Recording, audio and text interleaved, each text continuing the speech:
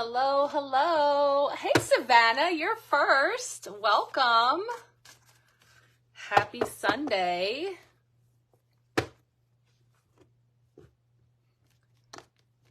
Hey, Kelly. Hey, guys, welcome in. Hey, Sandy, how are you? Debbie? Everybody's making it. I can't believe I was actually sitting here for minutes before it was time to go. I'm always running around, and I think I was so convinced that I was going to be so busy that I actually finished everything early in order to be here in time. All right, Sandy, we'll take that for a Sunday. See where that takes us into the week, right? That's what we can hope for, to be doing okay. I'm actually exhausted. It's been a very long weekend. It was a hot one here today too. It got close to 90. So it was quite warm. Hey, Robert. Baseball memories. Yes, we were winding down the season. We had crazy things happening here in the Jeffries household all week that you can't make up. Thanks, Kelly. You should have seen me 5 minutes ago. I had to powder my nose. You were saying it was so hot there. You've had a lot of like storms and stuff too, haven't you? It's been so dry here, so dry, but we're actually due to get some rain. Yeah, it was 90. Hey, Kat, welcome. I think it's going to cool down overnight. Debbie, it looks so amazing where they are. That's so great. And you're just like, hey, where did everybody go with all this quiet, home alone? Well, you're doing a great job holding the fort down. You sure can, Sandy. Jen is making her way in here. Hey, Jen. She will get the list going for the card pulls tonight. Oh, yeah, Florida. Like humid too, right? Yeah, totally. Lawnmower died. Oh, yeah, we're like, our grass is prematurely drying out because of the lack of rain. We usually get like another 5 to 6 weeks before it's complete toast. It's actually usually really nice right now, and it's so dry. Yeah. Of course you can, Kelly. Absolutely. We'll pull for Miss Sophia. Yeah, so this week it was so crazy. My daughter, who plays travel softball, she's 14, and she got hit in the hand with a softball, a pitch. So she is a pitcher herself, but she got hit in her non-dominant hand on, I think, on a Tuesday. Wednesday, we did the icing and the resting and the checking it out. Wednesday, my husband took her to urgent care. X-ray, radiologist gone for the night, doesn't look broken, but they'll get back to us. Here's a bruise brace. So she had this black brace. Thursday, my son, who is 10, is playing baseball. It's like a big playoff game. He's the first batter. He gets hit in the hand with a baseball. And my girls have been playing sports, but softball off and on for 10 years, and nobody's ever gotten hit in the hand with a ball. And 2 days in a row, we were in the urgent care, like, funny story, like, we're back with another child with exactly the same injury. Like, you get that like guilty conscience, like, no, he got hit with a baseball and the other one got hit with a softball, and can I have a copy of both of their x-rays? And now they have matching braces, and they both had basically the same prognosis. It just looks like a bone bruise. Yeah, well, the hand meaning is so interesting because, my dog broke his toe several weeks ago, and I might have even shared about it then, but he broke his toe in a rogue squirrel chasing accident. It was a comedy of errors, the poor thing. but he had broken his toe and then had all the things and the x-ray and the swelling, and now 2 other people. And it's interesting because there's always a meaning, and it's so funny you ask that, because that's kind of what I'm getting a little nudge to talk about tonight. I don't have my book with me, but a lot of times in the healings I do, and people who are dealing with health-related questions or physical injury or ailment or struggles, right? That I'm not a doctor, I don't play one on TV, but I do energy, right? So we talk about getting at our ills from an energetic perspective and talking about things that are stuck energy, that has to move. And so I'm very familiar with talking about the left or the right. The left side is the feminine side. It's the maternal side. So when we're talking about like inner child healings or ancestral healings, we're talking about the mother's side, or the right side is the father's side, or the paternal energy, or your masculine energy. And my kids each hit their non-dominant hand, but one's a lefty and one's a righty. So one hit their right hand, one hit their left hand. It's their non-dominant hand. It's a bone bruise, no casts going into summer.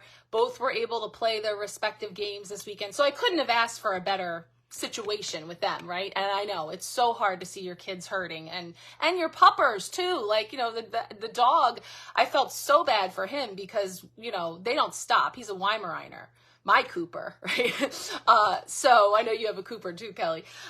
So it's like just really fascinating when you get into the energetic connections behind our illness, injury, dis-ease, all the things in the body. And some little breadcrumbs were falling here before I came on because of the cards that I already pulled for tonight and the connections that they can have with people who might be moving through illness, injury, medical concerns, things that are affecting them physically. And then this way that we are able to make this mind, body, spirit connection and say that we can't always get all of the answers necessarily on the physical level, or it's a very long process. I mean, I know that there are people here that can totally speak to that, right? And yet there is this other way that we can do something, which is connecting in with the energetic, the underlying energetic contributor to those things. And the idea, and what I brought in was the water element, because I'm feeling this opportunity for us to have some flow, and to cleanse and clear. And this idea that water is synonymous with emotion and energy in motion, emotions. And when we have stuck emotions, old emotions, they settle into places in the body and can then manifest themselves in a very physical way.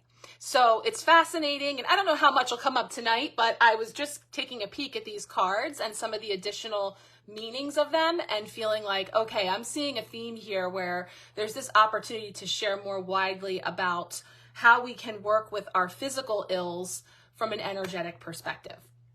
So yeah, let me take a look at everybody's notes. Yeah, Summercast, no, right? And so I was very relieved on this end. We've been through that at our house. We've done the Summercast. We've done, the worst timing with those things. So I was hoping we would skate out this, and so far so good. But I'm going to knock on my little plywood tray here. Yeah. You can say gross, but you know what they are? The squeaky wheel, right? They become the thing that we can't ignore, because let's just say we're afraid to speak our truth, right? And we're not expressing ourselves, we're holding things in.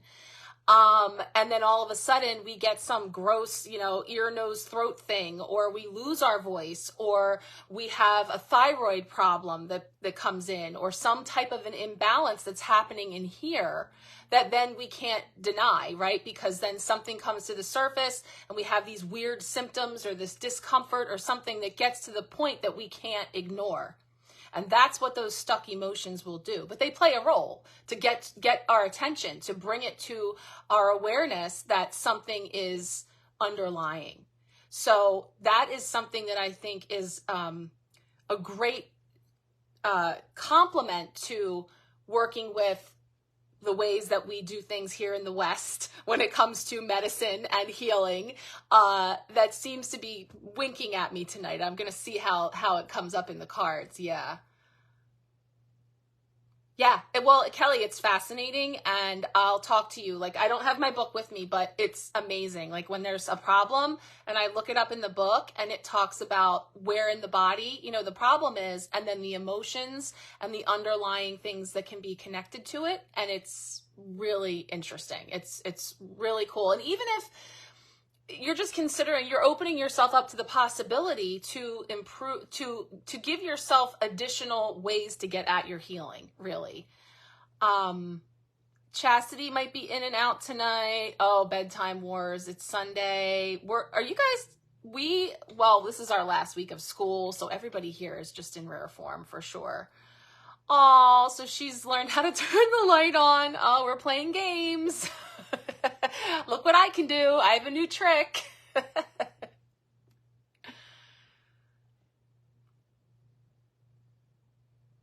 I will look that up for you, Kelly, and you might be interested in seeing what it has to say.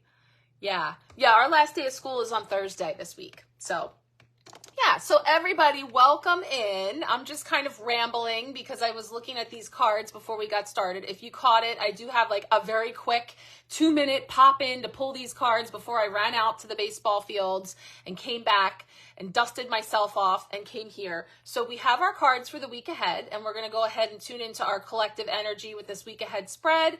If you would like a personal card pull, go ahead and comment. If you haven't yet, Jen is gathering the names, so we'll get into that. We're going to use our amazing Everyday Enchantment Tarot that I used last week for those, and we have those here for our week ahead. So, oh, thank you, Savannah. Yeah, I have 2 of these, and I was like, oh, time to get out the summer wardrobe.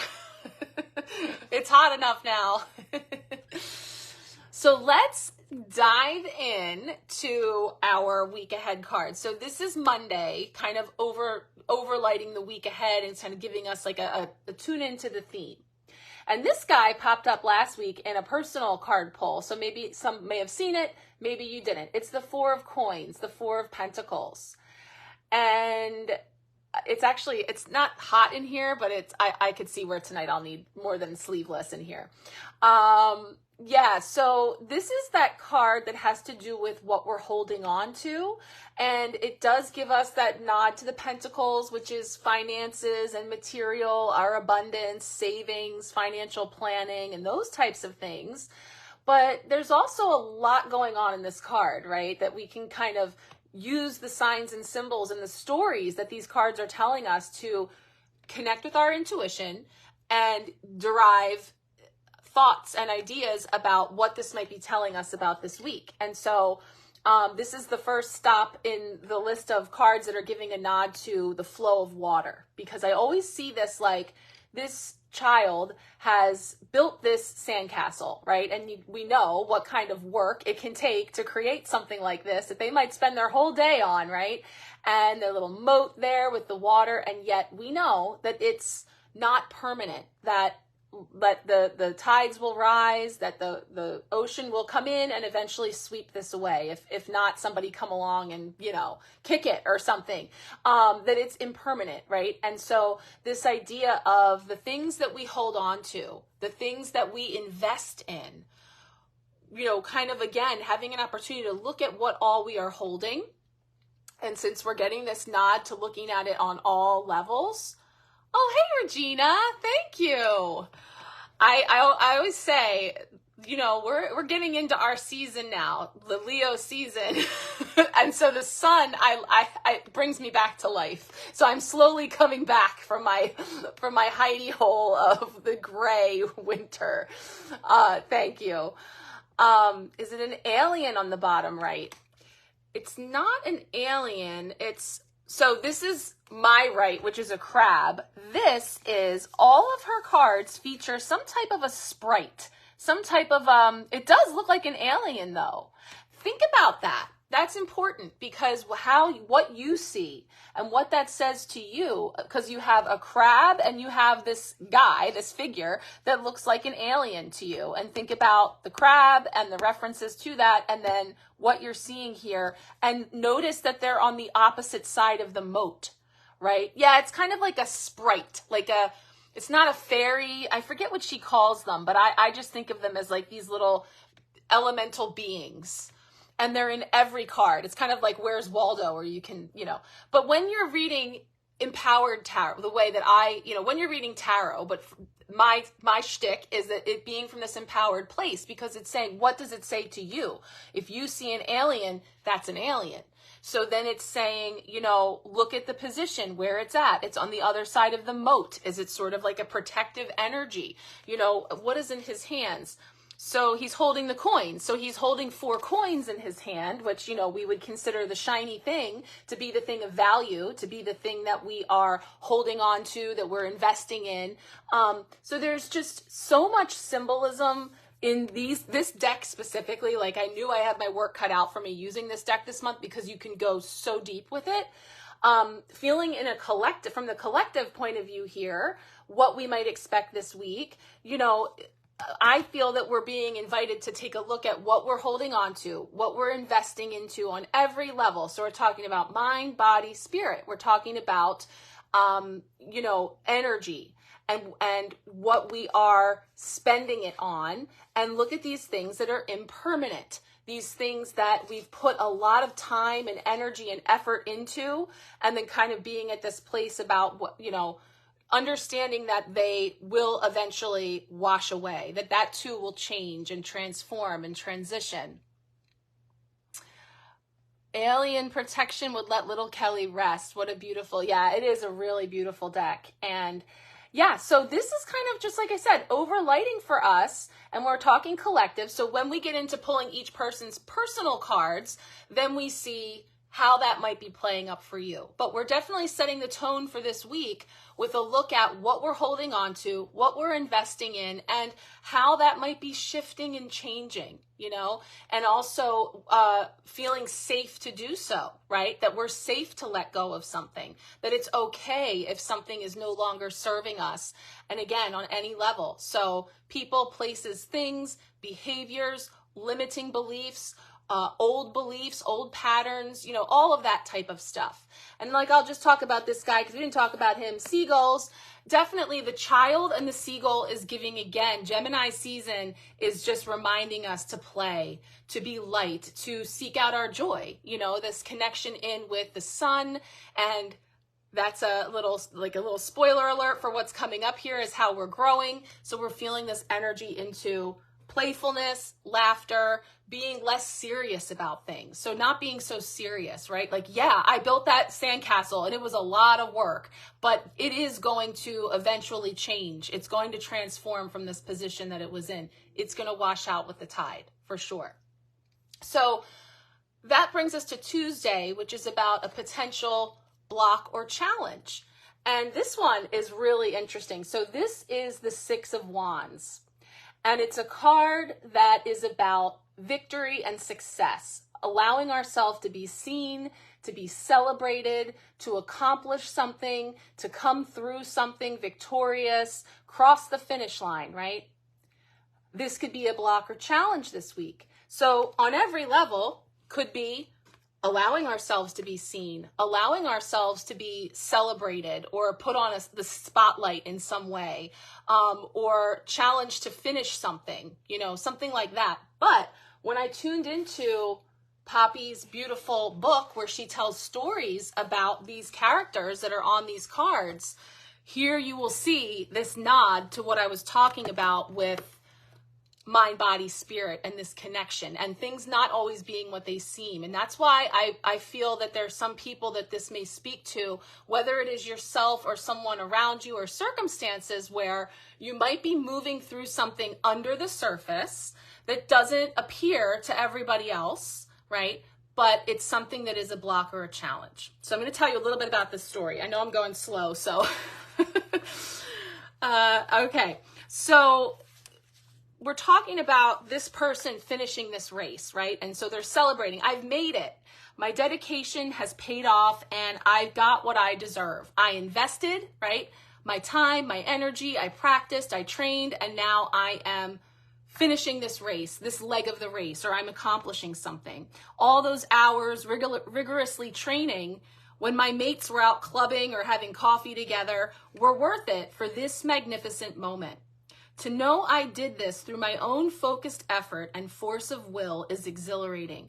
I pushed my own boundaries because I knew I could go further, faster, or higher. My personal best could always be better, so I kept finding the strength to forge ahead. I gave everything I could, and now I'll reap the rewards with honor. It's such a pleasure to hear people rooting for me.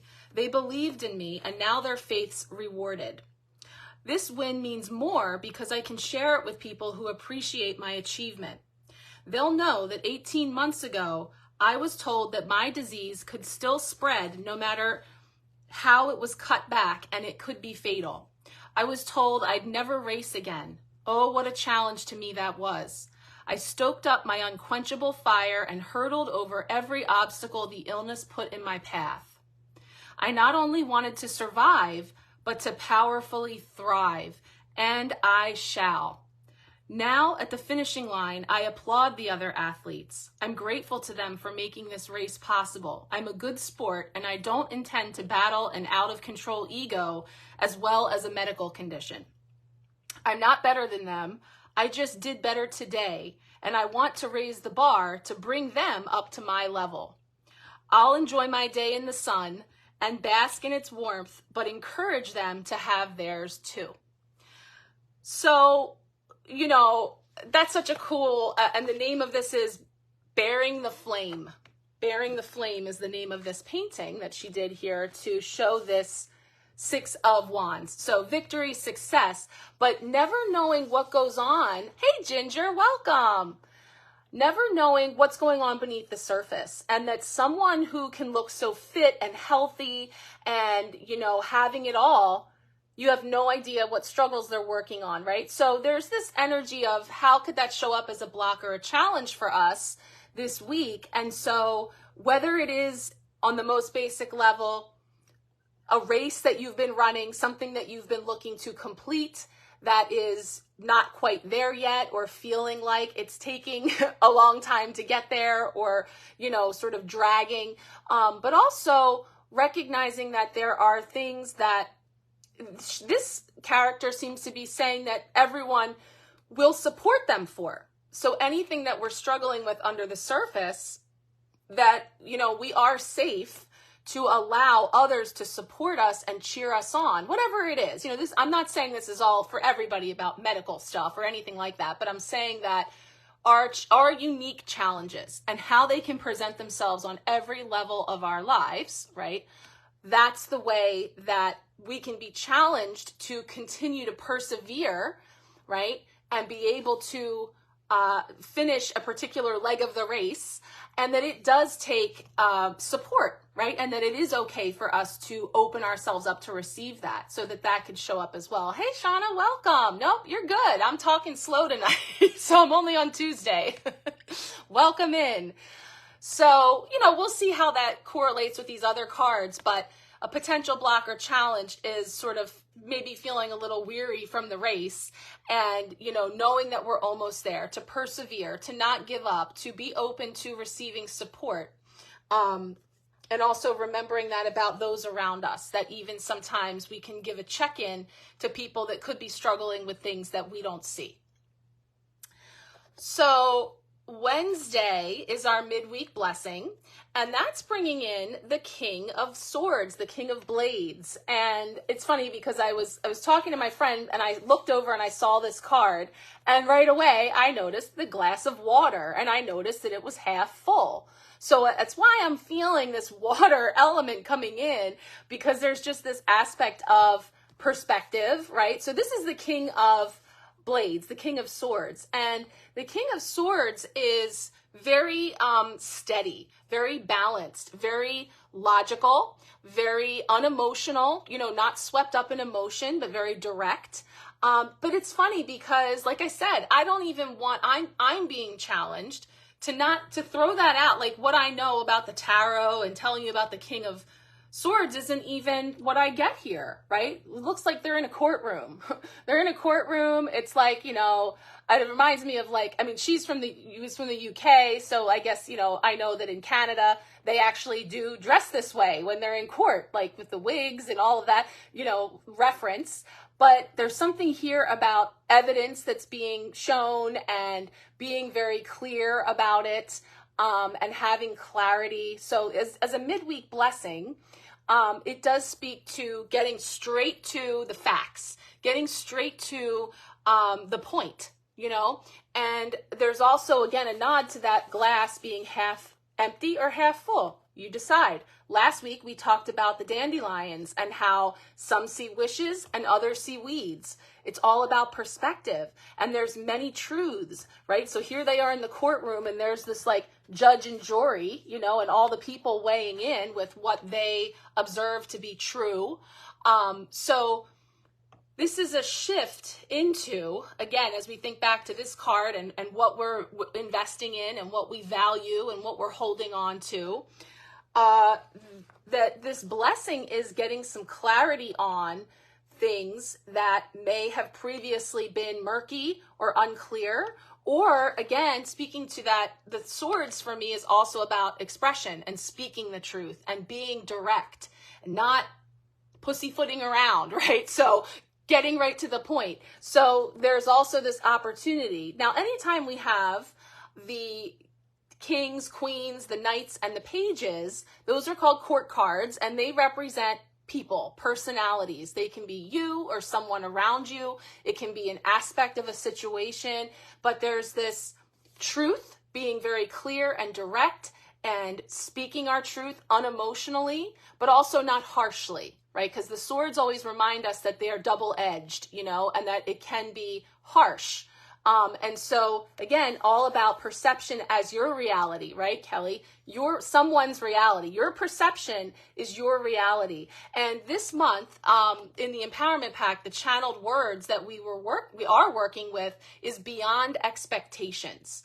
And we're being continually challenged to look at the way that our expectation of a thing, our expectation of what is true and, cause and effect and what is fair, we're being challenged because we're seeing how limiting those things can be when we're beholden to, and I'm getting like the court of, what do they call that? It's like the court of opinion, right? Being held guilty in the court of opinion, or that phrase of like, people decide what they think based on their perception. And it's like, yeah. Cause like they're wearing wigs. Like I'm getting this whole thing about like things not always being what they seem on the surface. It's what we perceive about a thing.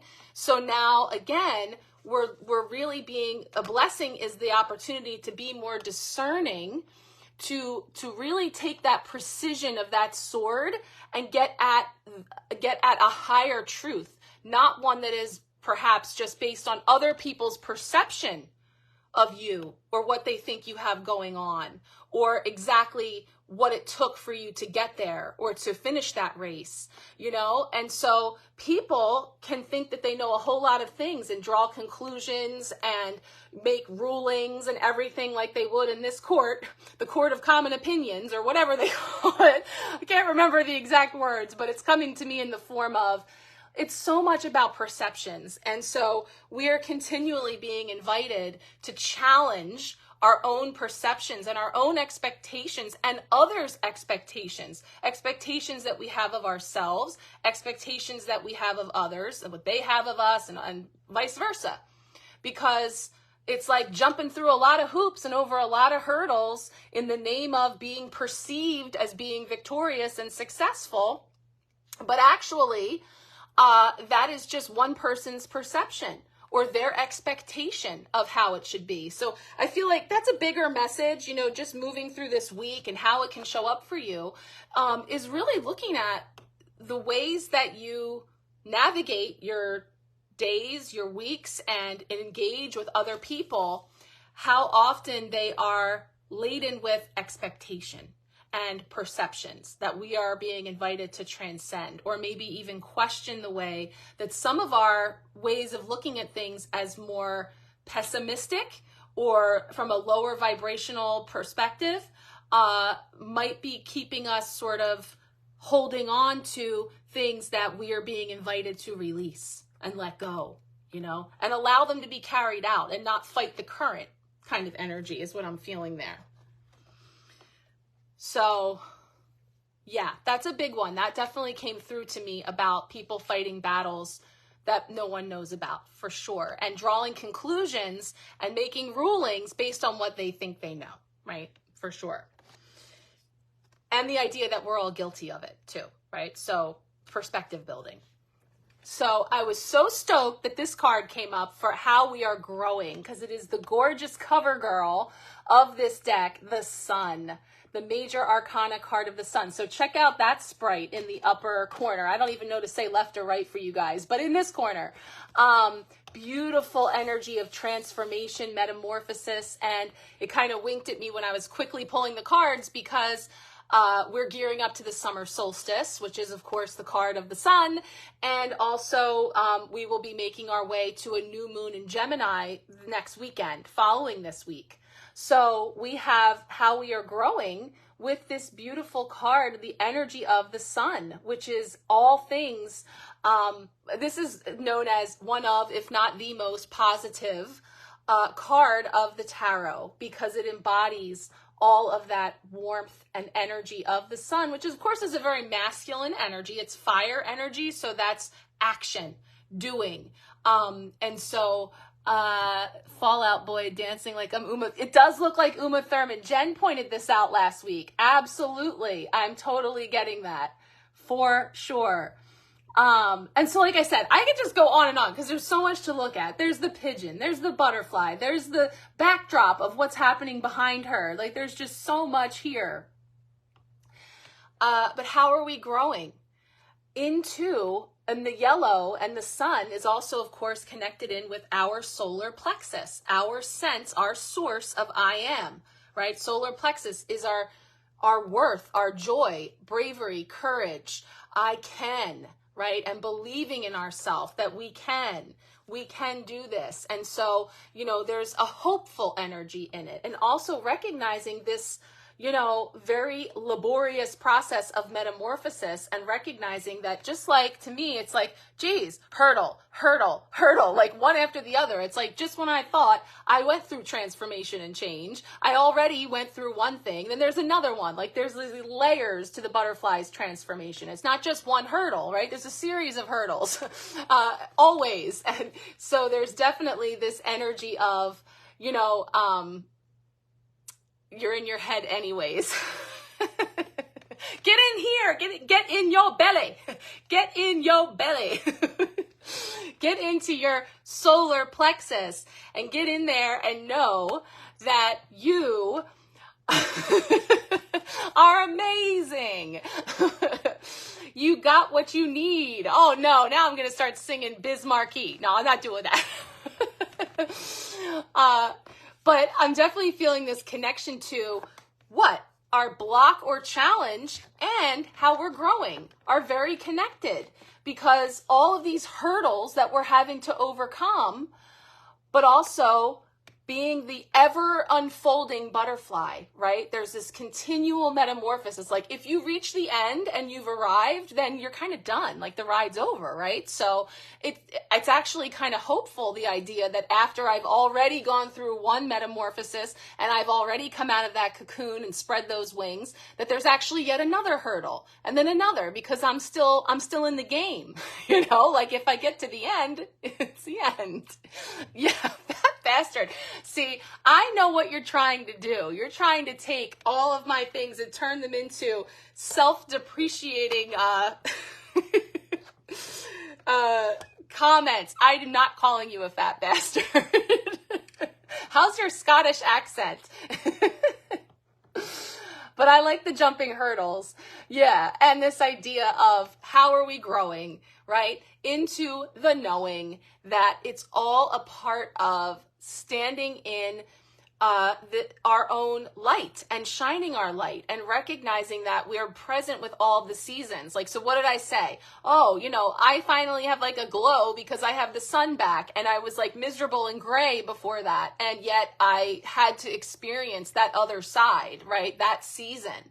So I feel like this is kind of winking at, we're coming up on this new season, the turning of the wheel, and getting into an opportunity for us to really step into our power and work with the natural. And again, that's what this is too. Like, we're not going to build a sandcastle during high tide. That doesn't make sense. So too, we're being in tune with the seasons and in tune with, where we are energetically. And the more that we're in flow with that, that's where you can use it to your advantage. You can harness that energy and work with it instead of against it. And so I feel like that's something that we're growing into, not our first rodeo. We've done this enough times of trying to swim against the current that we're starting to understand that there might be another way. And at least it's worth a try, right? You can go back to doing that stuff if I'm wrong, if it turns out that it doesn't work. So as we come through the week, Friday sort of wraps the week up, and we have another 6, and it is the 6 of Blades. And so this one, really, I'm so glad this is resonating for you, Savannah. This one is also the kind of sealed the deal about this whole water thing that I'm saying. Like now, so traditionally, if you know the 6 of Swords, the traditional 6 of Swords has 3 figures on a boat, and they're heading out, and they're on water that is not frozen, and it's like smoother waters ahead. They're paddling on, they're moving forward, and there's like a sun in the horizon, right? So they're coming through a difficult time. This is frozen, which I think is so amazing. Like, I love what she did here, because they're literally having to skate across, and there's like this fracture in the ice, and this idea that they have to leave behind things, this book bag or school bag here. There's another little sprite there for you. And they're moving onwards. But the story that goes with this is very interesting, because it's actually speaking to a family and a father who it seems like maybe made some poor decisions, whether it was about investments or how he was directing his family. And they're now in a situation where they're having to flee where they are. They're having to move on, and hastily. And so it was interesting, because that's what I was reading right before I came on. And it was like deep, because it was even talking about, and this is again where I think for some people, there's travel, there's moving to different places. Love that. Skating on thin ice. Absolutely. And there's something about that, because it was something about the fragments, and the idea that, like, yes, you're leaving it behind. Yeah, you worked on it. You did all this work. You have, certainly a sense of pride about what you've built, or just a lot of investment in it, because you've put so much energy into it, that the idea of leaving it there, knowing that it's just going to wash away, melt, is can be difficult to swallow from one perspective. But there's a wider or higher perspective that says what you're walking away from is already fragmented. It's already on thin ice. It's already wearing thin. You're outgrowing it. It's no longer supporting you. It's no longer sustaining you. And so, yes, and you think about ice skating, and that's a little trepidatious, because it does require a lot of balance, and there is potential to slip, right? Or roll your ankle, and having to redistribute your weight to be able to navigate, and it's like a whole new way of moving forward.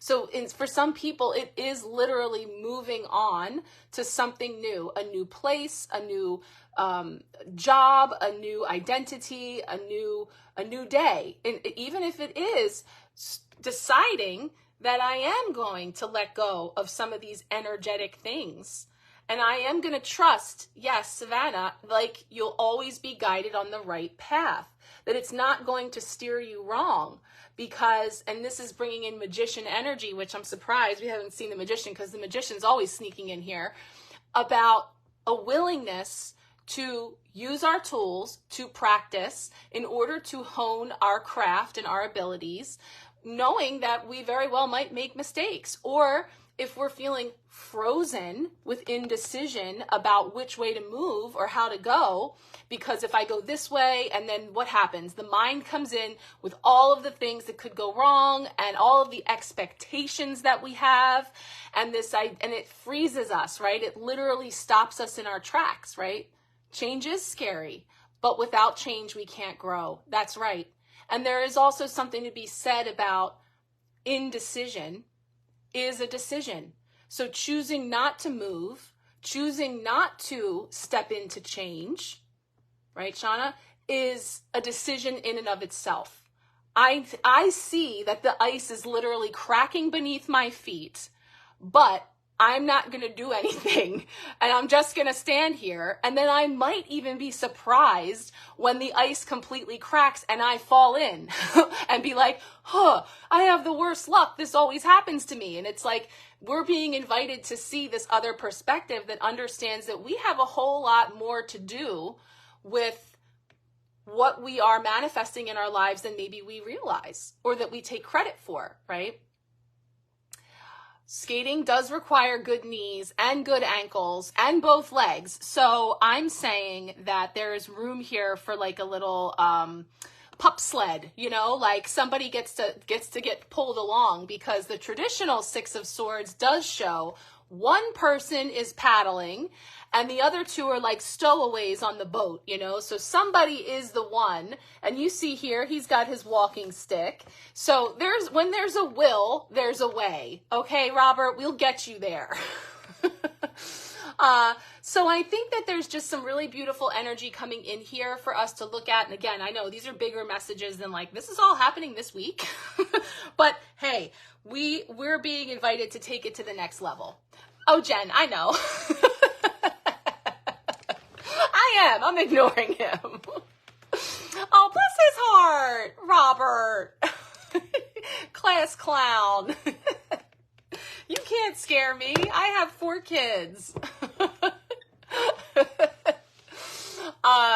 That's great. Yes, Jennifer will hang on while she guides us down the hill. The two of you. Oh my gosh, Jen. I'm sorry, girl.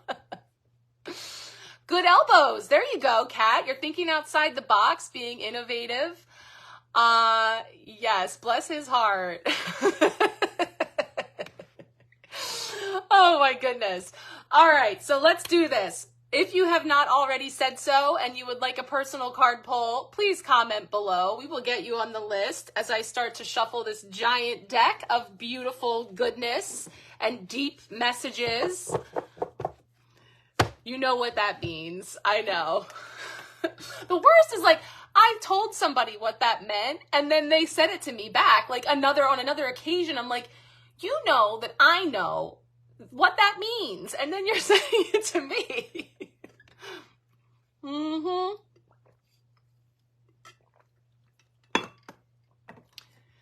Yes, I know you know what that means. That's great. Thank you so much, Jen. Yes, I am very appreciative of the energy exchanges. It's definitely something that is greatly appreciated on my end for sure. Thank you so much.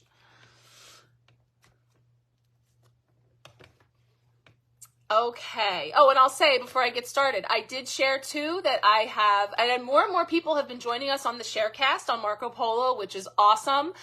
It's completely free. It's an awesome app, but it's a place where I am able to get through content, messages, exclusive offers in a much easier way because it's not bogged down by algorithms or ads.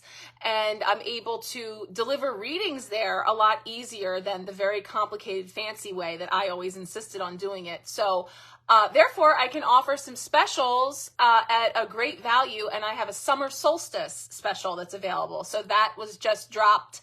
I shared it over, I think I shared it here on the Majestic Living Designs community page. I shared it on my Facebook page, and it is on Marco Polo. So if you want to check it out, all these messages we just talked about, tomorrow I will go in there and record short videos for each day of the week with the highlight of all the messages that came up for us.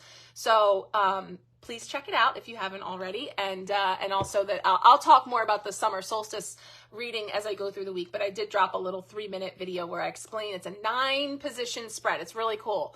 And there's a lot. There's a lot packed in there. So if you're interested, let me know. Okay, so let's see.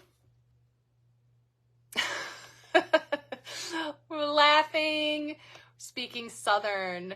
I know, we probably sound like a Yankee that's trying to do like a bad accent. Robert and me. Oh, bless your heart. Yes. Okay, Sandy, you are first. Let's see what's coming up for you. What is coming up here for Sandy? As I mentioned, these cards are large, so I shuffle them very sloppily.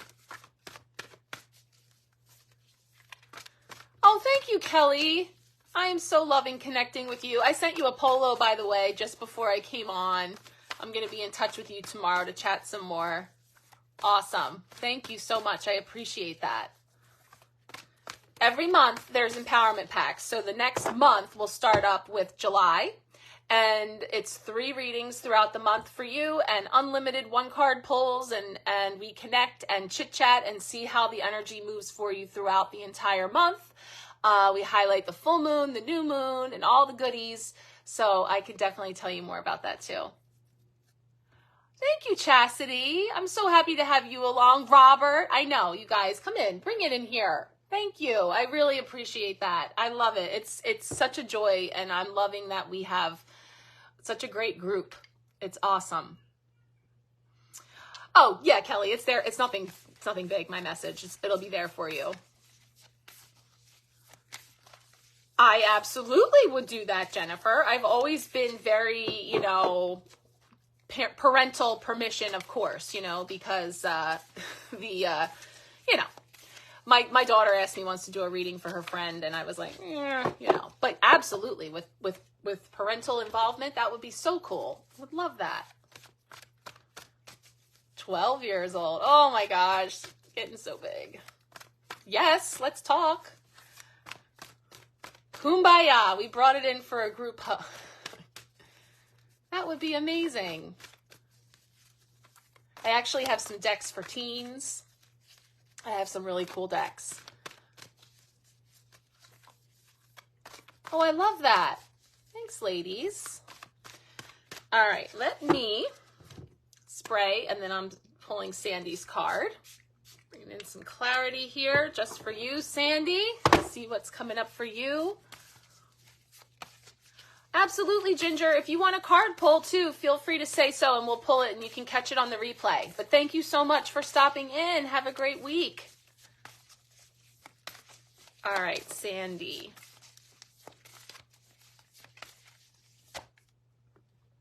Ooh, I love this one. So this is the Hermit. So you have Major Arcana card 9, the Hermit. So the Hermit is all about going within, right? And here we see literally can be hermiting at home, finding yourself very comfortable in your place, doing your thing. And in this case, he's sort of like burying himself in his book, surrounded by his furry family, all of that type of energy. And the Hermit, it does invite us to go within to our own inner light and follow something from within, and really looking to ourself as opposed to looking outside of ourself. And so, wow, there's like the owl outside the window. We see the moon out there. So there's definitely your higher self, your wise self, sort of knocking, right? Kind of rapping there at the window to sort of get your attention that it's shining the light on something for you, that you have the wisdom within. So if there's something that you've been trying to get clarity on or really understand better, and whether it's about you or someone else or a situation, there's this notion to quiet the outside noise and go within, go in internally to seek out the answer. And that maybe you already know the answer, but you just haven't quite got to that point of bringing it out, and that's kind of tying in here with some of these cards that we talked about with expressing ourselves and understanding a situation or a thing that we may have been looking outside, and we're being invited in but also does speak to maybe just needing some downtime to get some clarity, to clear your head, because outside there can be a lot of noise, chatter, peanut gallery, others' opinions, or just a lot of activity going on that sometimes we just need to have some downtime to ourselves, just even like some self-care time to just stay in and just do what you love, and have some time to yourself. And that it is in those quiet moments then that sometimes the best clarity can come through. Oh, good. It's resonating for you. Great. Yeah. I love this. There's so much going on here. I'm looking at this, like the cat, the dog, like there's just so much here. And it's like, what speaks to you? Because I see so much here. I mean, the books are jumping out a lot as well. So there's like this wisdom, this knowledge, and things that you have within to get clear, to have clarity on. So I think kind of factoring all that into here, the peanut gallery, the court of public opinion, all that, all those glass half emptiers, we're being invited to quiet that noise and come within and go inside and trust your own inner light, your own higher self is what I'm feeling there for you. So I'm so glad that that was resonating for you. And also those furry companions are definitely jumping out to me. So if they connect with you in any way, there's a little nod there too. So beautiful. Awesome.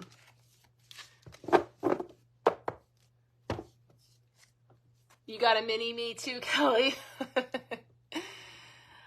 You are welcome. Savannah is next. Okay, let's see what's coming up here for you, Savannah. Card for Savannah.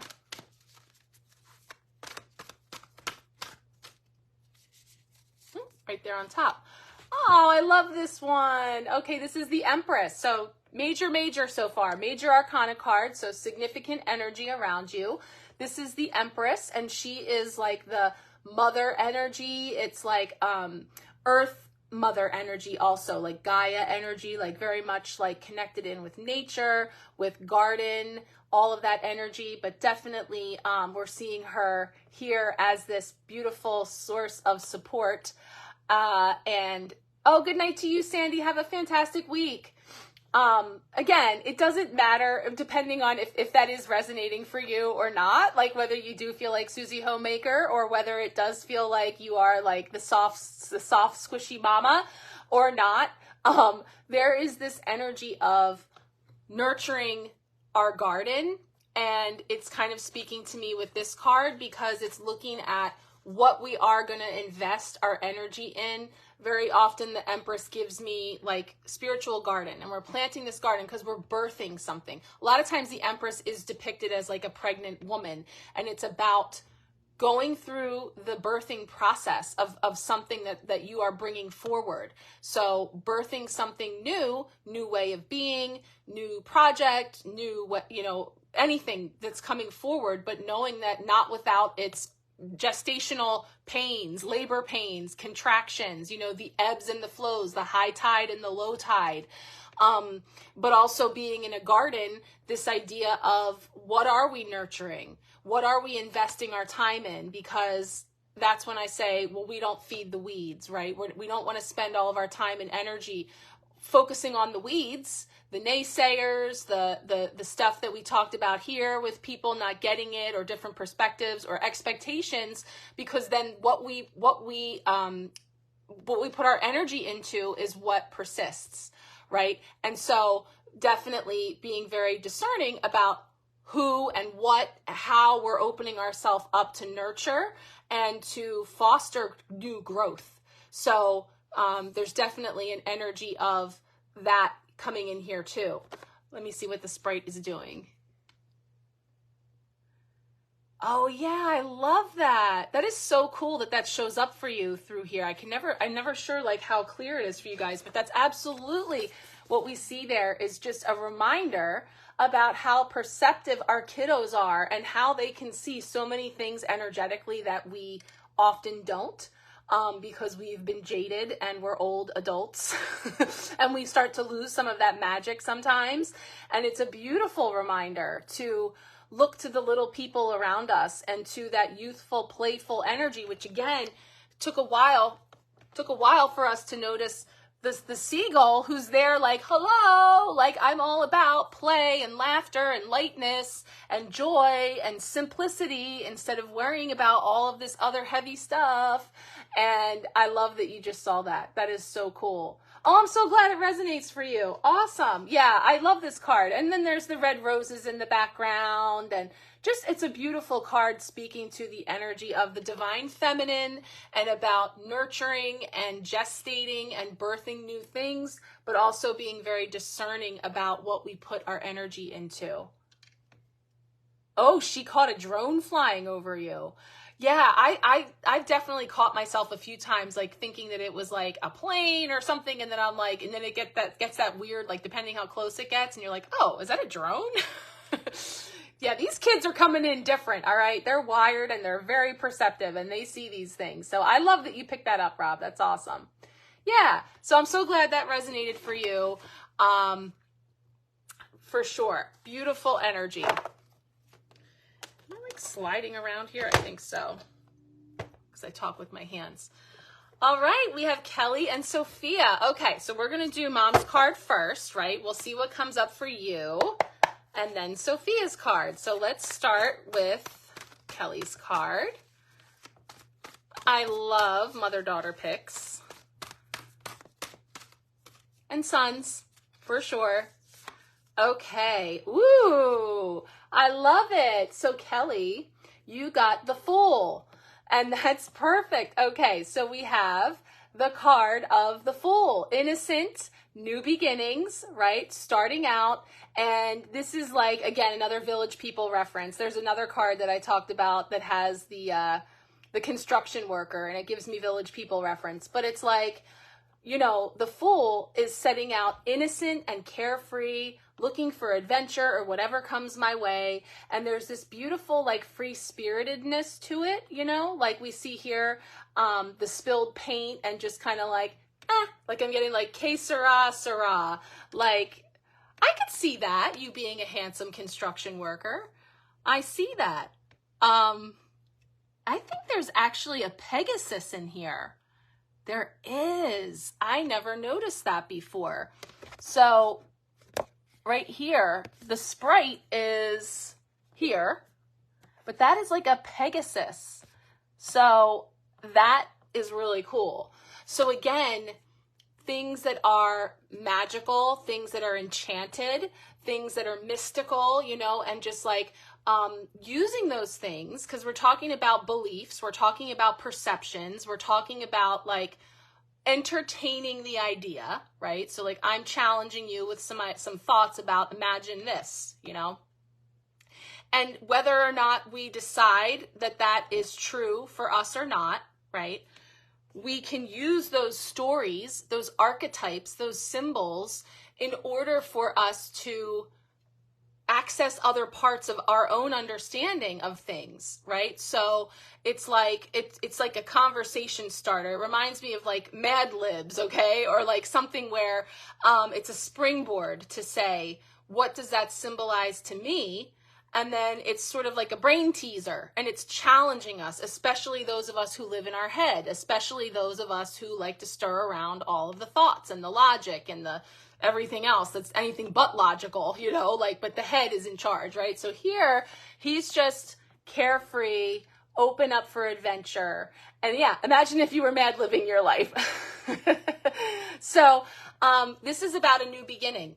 This is about setting out in a new way. And we notice that behind him, there's another construction worker who's building the house, right? And what part of the house is being built? The top story, upstairs.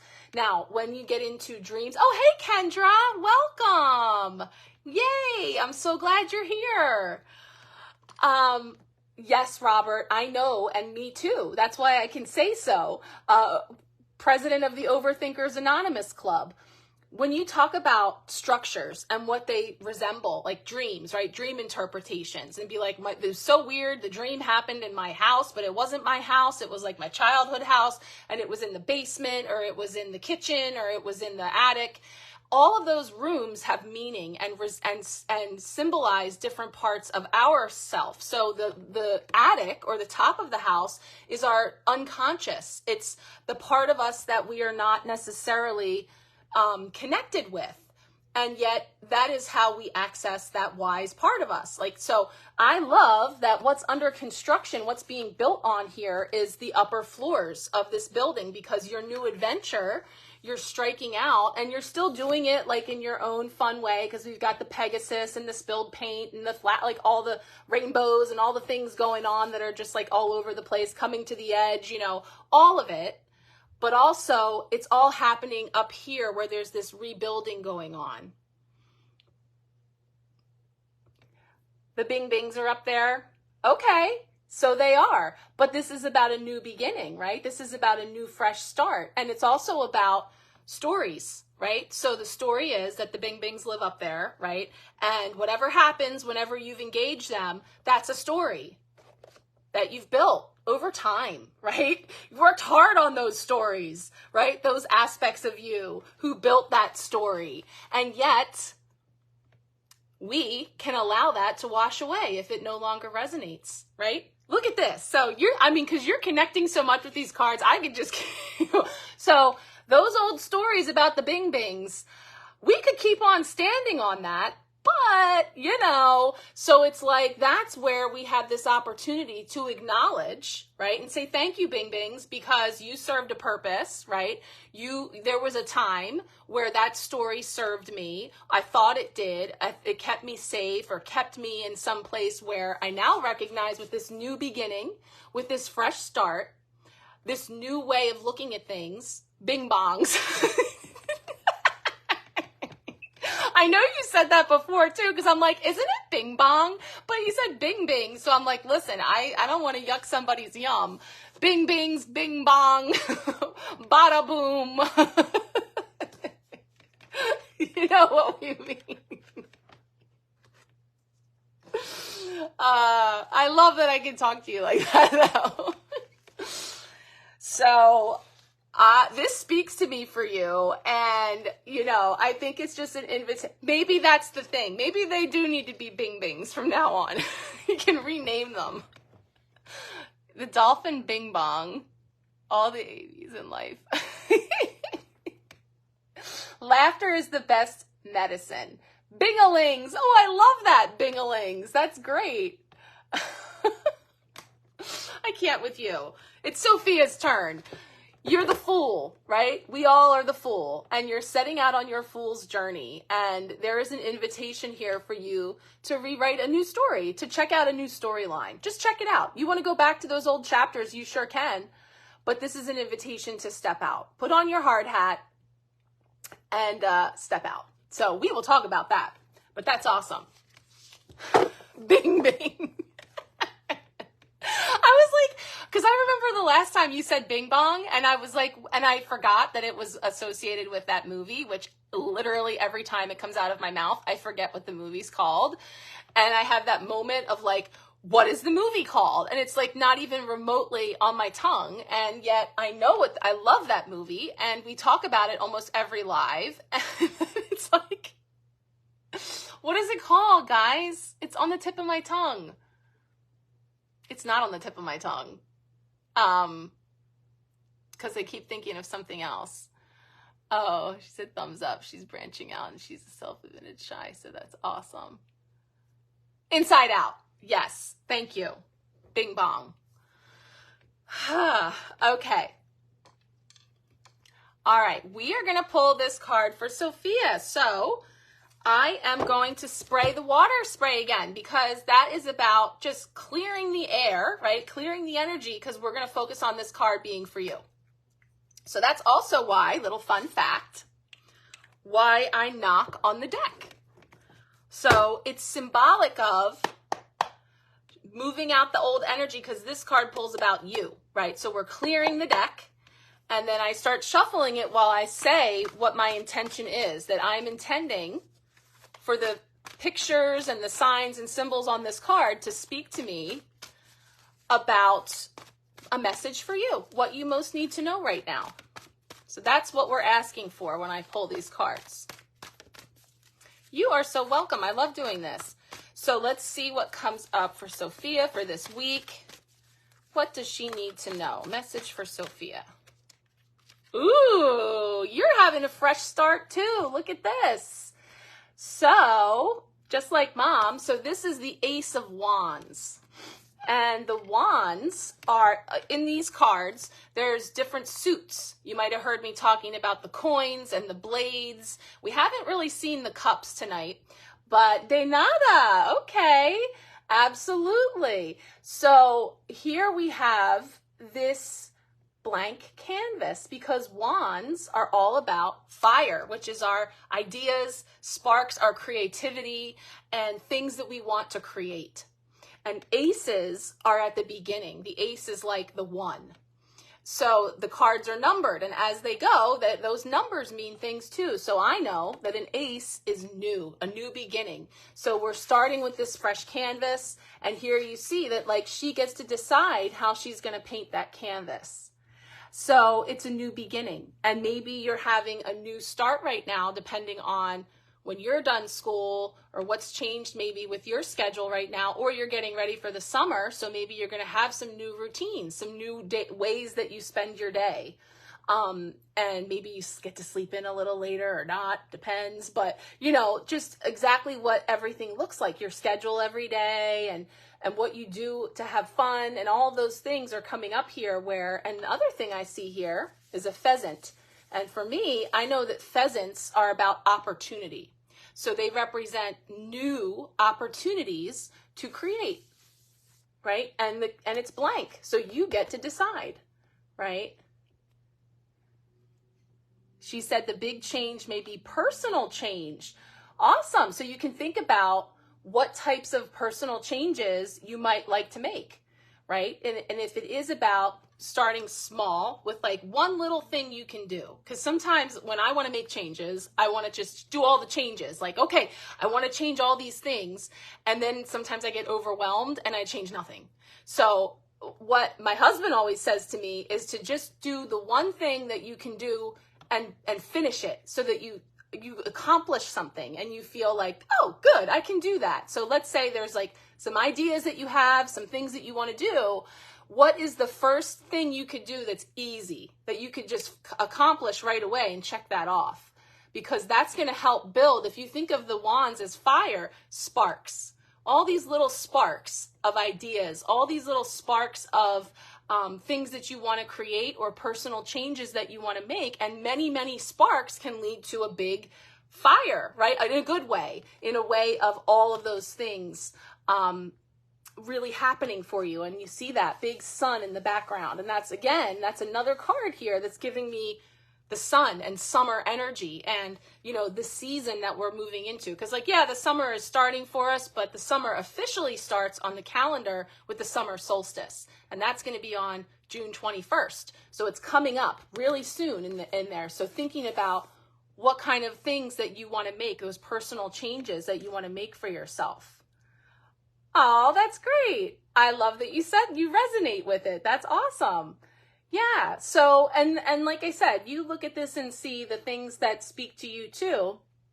But because I've worked with the cards and I'm very tuned into what different animals can mean, like an owl is signifying typically wisdom, being wise, and the fact that when you see a bird that's flying up high and they have their wings spread, that reminds me of seeing things from a bird's eye view.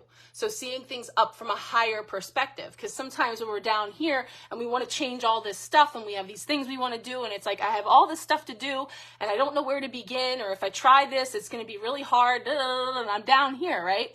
But if I was that bird and I was up high and I can see the whole field, I can see everything, I can see things that I don't know about when I'm down here, you know? So that to me is a symbol of higher perspective, of seeing the big picture. Yeah. So I see that. I see the horse. The horse is movement, right? It's taking action. It's you know, off moving. So that's again telling me that right here, you're just kind of thinking about the changes you want to make. You're thinking about what you want to create in your life. There's a new opportunity for you to do that. And very soon in the distance, we see movement, taking action on it, taking a step, right? So yeah, definitely seeing the bigger picture. I know, because it's overwhelming sometimes. And it's like, if you can remember, and again, this is what I said at the very beginning when I talked about the squeaky wheel. I talked about sometimes when we don't feel good, and if we feel like something is heavy, it's overwhelming. That's our cue. That's our body giving us a clue that like, this doesn't make me feel good. I feel heavy. I feel like I can't decide what to do because it's all tangled up, you know, or it's not clear or whatever it is. And so that's actually a good thing because it brings it to our attention that we actually need to step back and maybe walk away, take a walk, take a couple deep breaths, you know, and allow ourselves to see something from a bigger picture, to say, what am I missing? Or what are some other options? You know, that type of stuff. Oh, oh, good. I'm glad you think it's cool. Thank you so much for being here. And yeah, so you guys have some new things happening on the horizon for sure. So new things, and you have a clean slate to create on. So create. Awesome. I love it. Thank you so much, ladies, for being here. I love that. So cool. I wish I would have done this with my kids, especially my older ones. So I love it. I love that you guys are open to doing that. It's so important. Thank you. Okay, Kat, it's your turn. Let's see what's coming up for you. Card for Kat. See what's coming up there.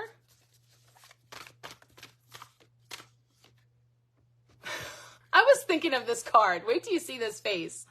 This is the 5 of Blades. The 5 of Blades. So this is the 5 of Swords. And the 5 of Swords is the card of victory, but at what cost? And it has to do with, I love this one because it tells me too many cooks in the kitchen. Too many cooks in the kitchen. Like somebody wants to be the boss, and it looks like this one. It reminds me of like, and I don't get Seinfeld references because I didn't watch Seinfeld, but I do know about the soup Nazi and the no soup for you. And it's like this face, you know, like that's what I see. But it typically is talking about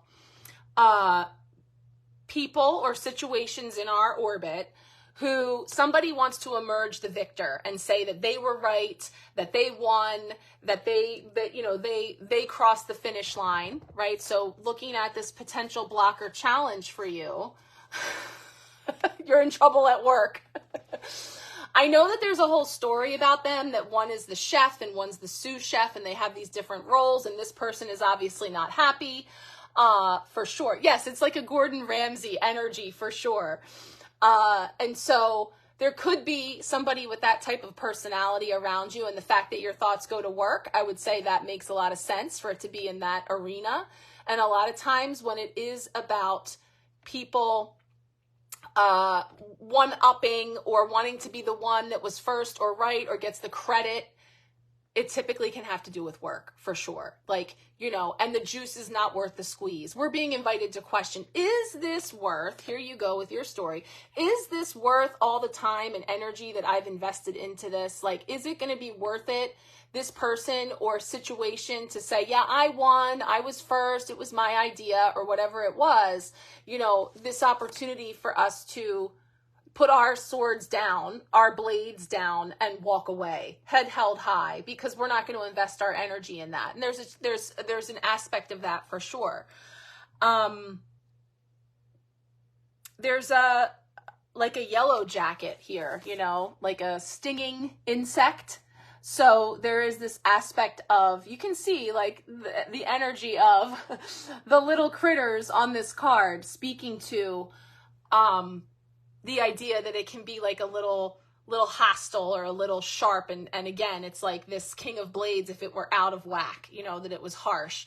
I don't feel like it's you at all. I feel like it could be a situation at work, or a person, or a situation that could come up where you might decide, I don't want to have a dog in this fight, and I'm not getting involved, you know, or I'm not, and the fact that it's blades, swords, speaking and communication, you know, and it's Gemini season, staying away from gossip, staying away from, you know, the peanut gallery, the water cooler chatter, you know, of that drama, and staying neutral is what I'm feeling there for sure. Yeah. Jen's fruit plate is in there too. Are you guys having a talk about another thing, or are you talking about the cards? But anyway, let me know what you think. But I feel like, Kat, that this is a nod to you being neutral and not getting involved in all of that stirring around. And it does feel like it would be connected potentially to work-related stuff, and just the stuff that goes on. And I'm not sure what you do, but the stuff that goes on with all those types of dynamics.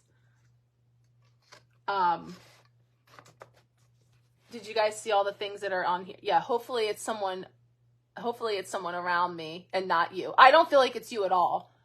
Good. Well, I'm glad. There's no drama. There's definitely just also, it doesn't even have to be like harsh or negative. It's just about, like I said, the chef, the sous chef, everybody has their role to play, and just kind of getting some organization or clarity there, you know, with everybody's role to keep things running smoothly. We can't have too many cooks in the kitchen. So it's not necessarily saying there's going to be drama or problems. It's an awareness about the way that it could show up is in the realm of everybody having their roles to play. And in order for things to move smoothly, everybody is playing them, you know, hopefully. So we'll see how that turns out. There would be if the coworkers look like the card lady. That would be a problem. All right, Debbie, you are next. Debbie, I'm seeing you like Tom Cruise in Risky Business, like just kicking off your morning with like just the whole house to yourself, like quiet, like blaring your tunes. You're like, are you kidding? That's every morning.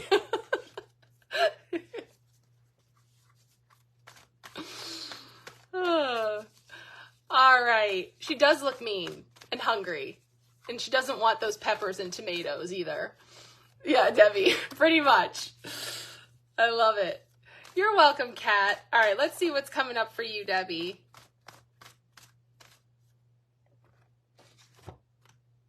Oh my goodness, all these things to do. Debbie, look at her. I mean, stop it.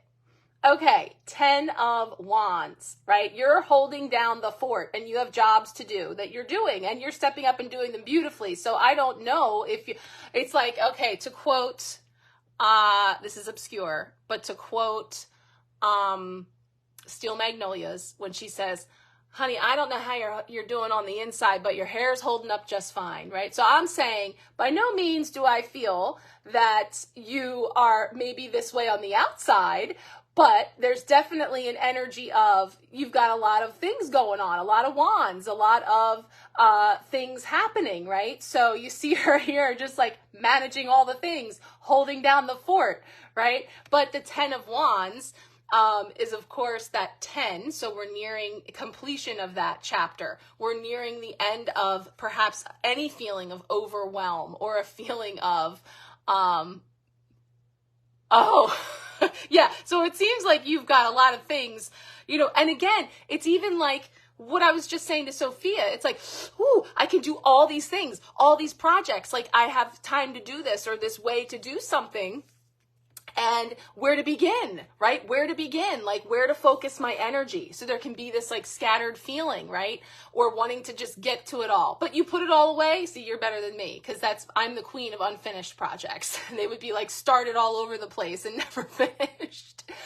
But the 10 is giving me for you like coming to the end of that and getting into a place where those, you know, sometimes, and you're familiar with the tarot, sometimes you see the 10 of Wands like this bundle, right, of wands or sticks. Sometimes they're all like crisscrossed. And so to me, it's like sorting them out and getting them all arranged so that you can prioritize the work. You can prioritize what you're putting your energy into and what you're not putting your energy into, what can wait.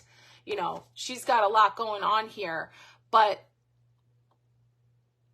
there's a moth attracted to the light. You see that moth? So again, it's just like, there's a bundle of opportunities. I love that. There's so much room for activities. Everybody's away. I could do this. I could do that, you know, all the things. So I love this. It does feel like, that could be the energy that you're in, right? That's around you. Let me see, what time is it on the clock?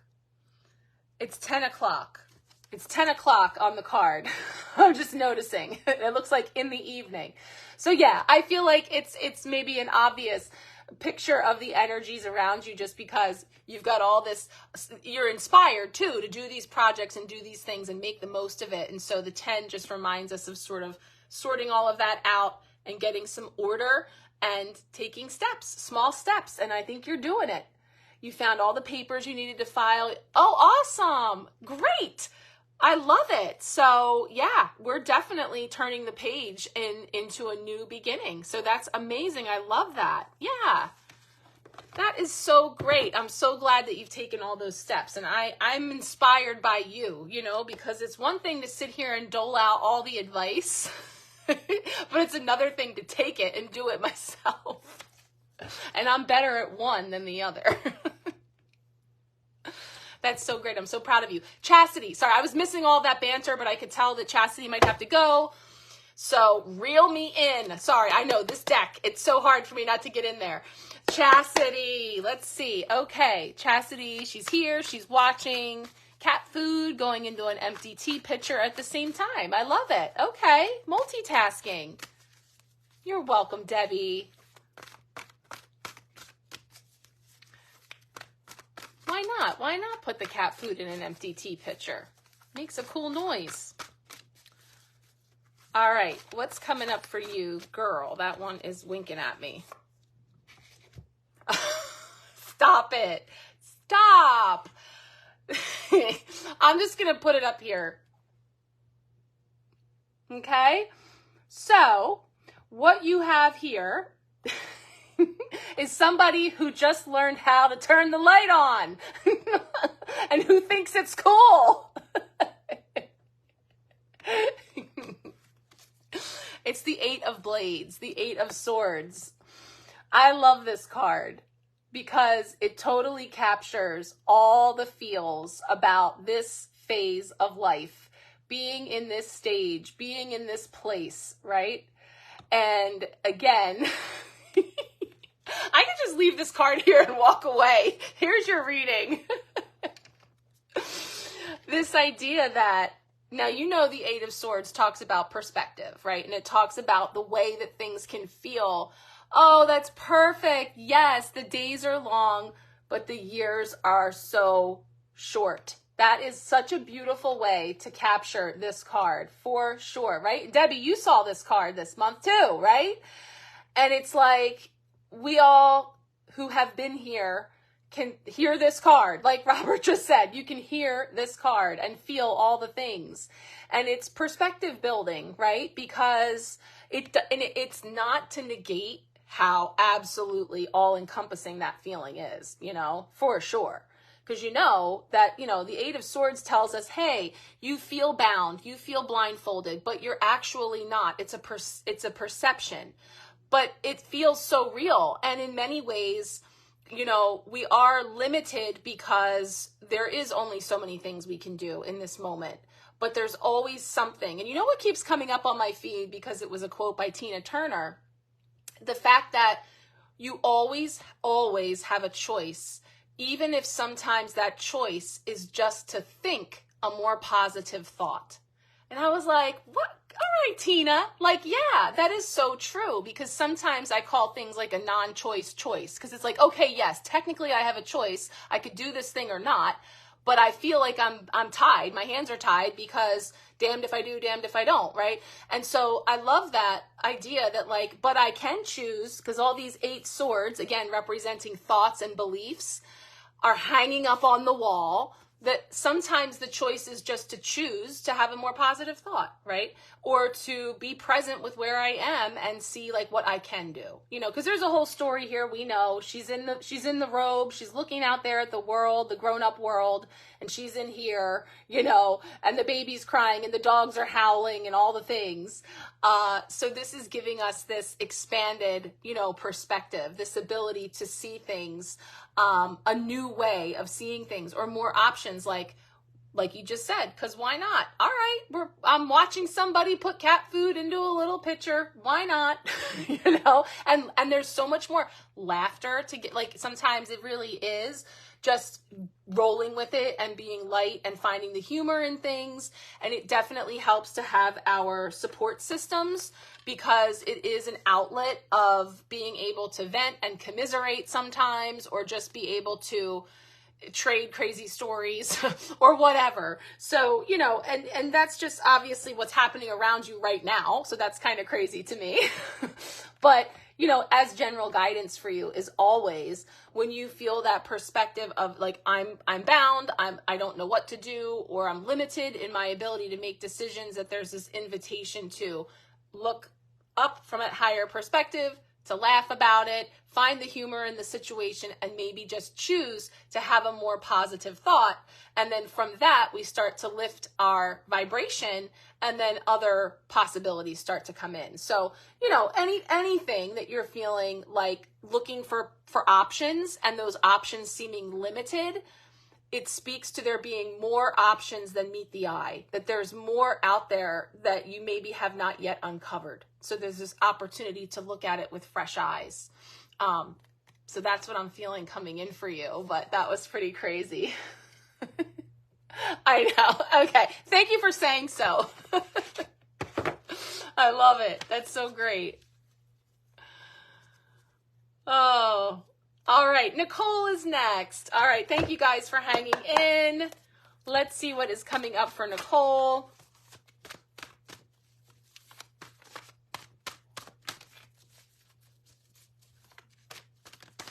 Card for Nicole.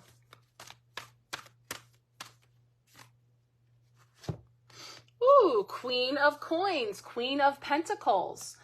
So here we have this energy of definitely being connected in with our abundance and our worth and our value. And, you know, I love how it is here with this like farmer's market stand. And so things that you have been cultivating and growing, and I'm feeling like homegrown.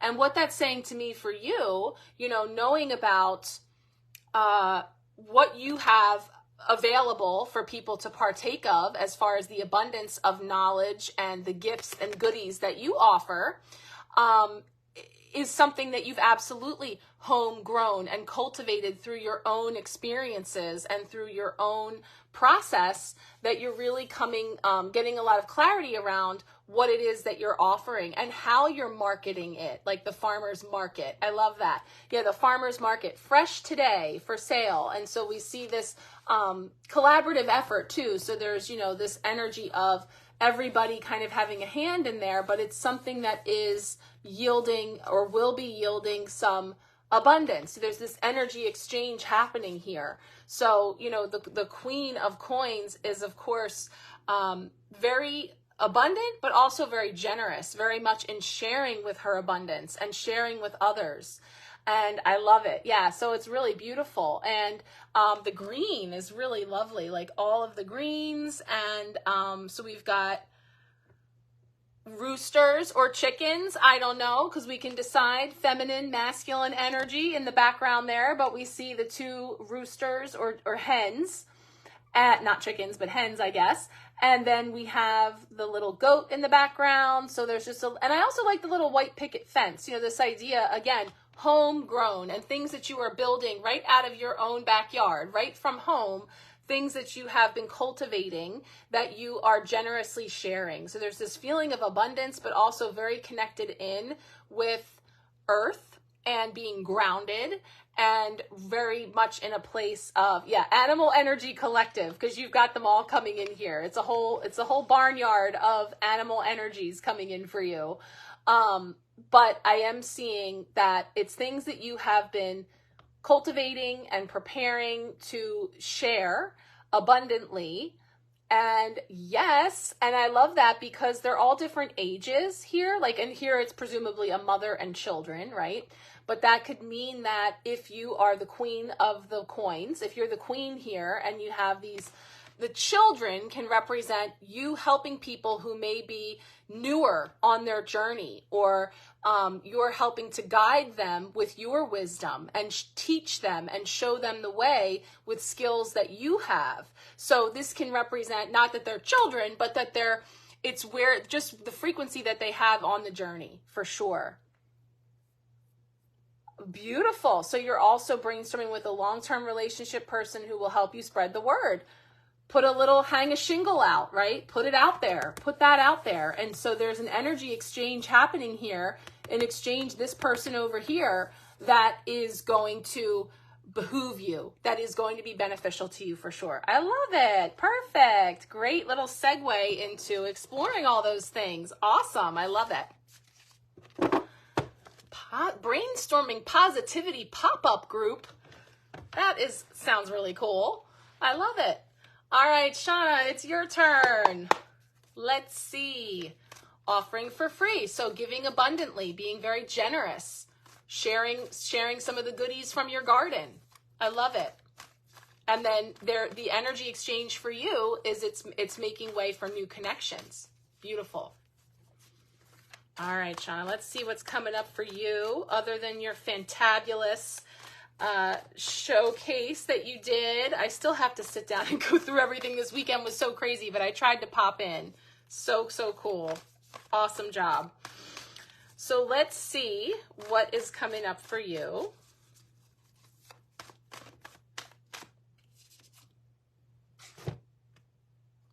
Hey now. All right, that's the devil energy. Look at this guy. So devil always denotes a choice, right? It's showing us what? The devil we know versus the devil we don't know. Absolutely. We were here for it. So this energy is showing and you can see what all he's got going on, all his vices, all of his temptations into a way of being, so the devil energy always pops up when we're having this opportunity to look at something that we have done a lot of work to move away from, and it can be some obvious vices or bad habits or things that we're just looking to transcend, but also limiting beliefs about our abilities or thoughts about ourselves or situations, or just a comfort zone too, definitely getting into a comfort zone sometimes with things. But also, it can also be all of those things around you too, like the people that are in your orbit, having read your about me and sharing about your life and your story was so awesome, but also knowing that like me, you have some teenagers around you, and there's all the things to navigate with teens and their choices and helping to guide them and show the way. So I'm getting a little nod there too, to keeping them on track and not wanting them to go on a one-way street in the wrong direction, all those kind of things. But just in general, the devil can highlight for us these choices to look at.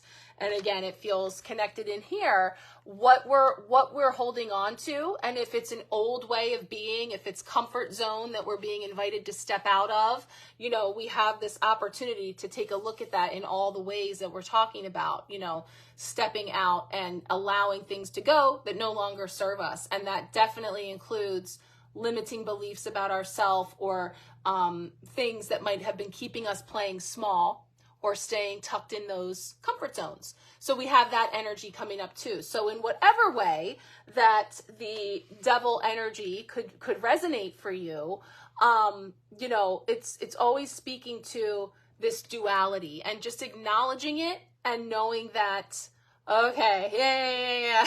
Okay, I thought maybe, redirect his path more harshly than you need to with the girls. Yeah, and I was just thinking that it's hard, because the other thing is what I'm finding, and my oldest is 17, is maybe what works with one doesn't work with the others, or just when you figure out one thing and you have to do it differently with another one. And so it's just that constant, navigating all of that, and sometimes having to rule a little more harsh, depending on who's standing there at the pulpit, different ways that we have to do it. So that's interesting. Yeah. So that energy is around you. And so it's hard because we have to guide them and allow them to make their own choices on their own fool's journey. And yet we don't want to see them go down a path that we know is a wrong way, or that only leads to one thing or whatever, however that may be. And the challenge that it is for us to find a way to support them, to guide them, all the while allowing them, all of those things. So that can be very tricky, and that devil energy. And I know with that, like, to me, I think that the best thing whenever we can is communication, right? Communication. This is the midweek blessing, right? The King of Swords. So the King of Swords would be like, you guys as parents, and isn't it funny, there's two here. We're not getting emotional about this. We're not getting all caught up in all of that. We're just being very direct, very to the point, very clear, and whether that is outlining boundaries or consequences or whatever it may be, sticking to those facts, right? And keeping it simple, because once we start to go down that emotional road, even as hard as and I'll say, like, for me, one of the most challenging things for me has been, as my kids are reaching the ages that were some of the most challenging and traumatic times of my life, it's bringing back up for me that devil energy for myself, that I'm constantly having to check myself that I'm not projecting onto them my stuff, or I'm making up stories because of what I know I did, or whatever. So it's like, the parenting struggles of, for those of you that are still in the robe, stuck in your house, picking cat food out of your rug, there's other stuff after that. So, it's all the things. And each stage has its own unique challenges, but it's so true, to let them, to know that they have to learn from their mistakes. That is definitely one of the hardest things. Kelly, you snorted. And that's what I'm saying, I guess, whenever we can, to try and come to it with a bit of lightness and humor and humanity and seeing it in them, and be a little bit of, oh, bless your heart. You really think you are so slick. You really think you're slick. You really think I don't know. So all the things hanging in there. Well, yes, picking cat food off the rug or crayon off of the wall, whatever the thing du jour is, it makes for good stories. But I know that the stakes get higher, the older they get. So, definitely know that you're not alone there. And like I said, that is why, even for the mother who's in that stage of life where we're head down doing the toddler stuff, or the ones that are dealing with them fleeing the nest and all those things, that we're getting this nudge to know that we can find support and those who can cheer us on and that can help us and maybe even give us, some guidance and insight through their perspectives and all the things to find support there, for sure. Yeah, I know. And also, though, I think people do scare us about, oh, good luck with the teen years. And it's like, again, if we can come back to this place to say that's a story that we can write, and so just trying to stay the course, because there's my understanding is when I do want to look at all the things that I've experienced in my life or that I came through, how did those things help to prepare me for the role that I'm playing now? And if it's about parenting, or if it's about guiding other people and trying to keep them not just alive, but thrive, and all the things that entails, and bringing to the table the best of those things that we can now apply, while also allowing them to have their own unique journey, which is, a challenge in and of itself. That makes it even harder. So that just raises the stakes, because especially if he wasn't with you full time, then you could be kind of going against the current when you're making progress that can be undone. It's definitely tricky. And I don't even know, other than just continuing to come back to center and do your best to try to, guide them in the way that resonates and that feels right for you. But that is a challenge for sure.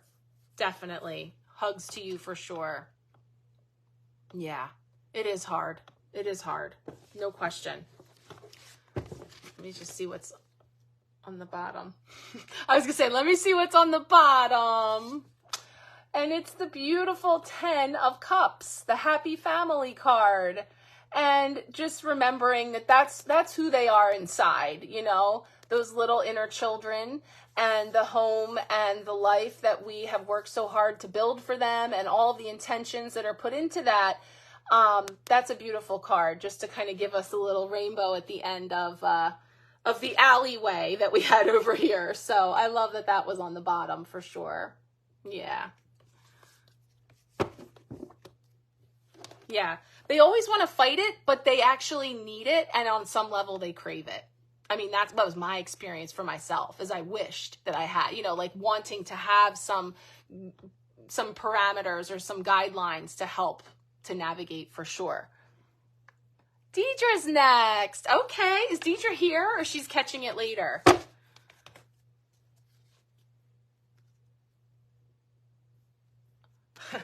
All right. Sarcasm for days. All right. Let's see. Bearding cats. Okay, she's catching it later. No problem. We are looking forward to more of those gorgeous pictures and those happy babies. So fun. Let's see what's coming up for you.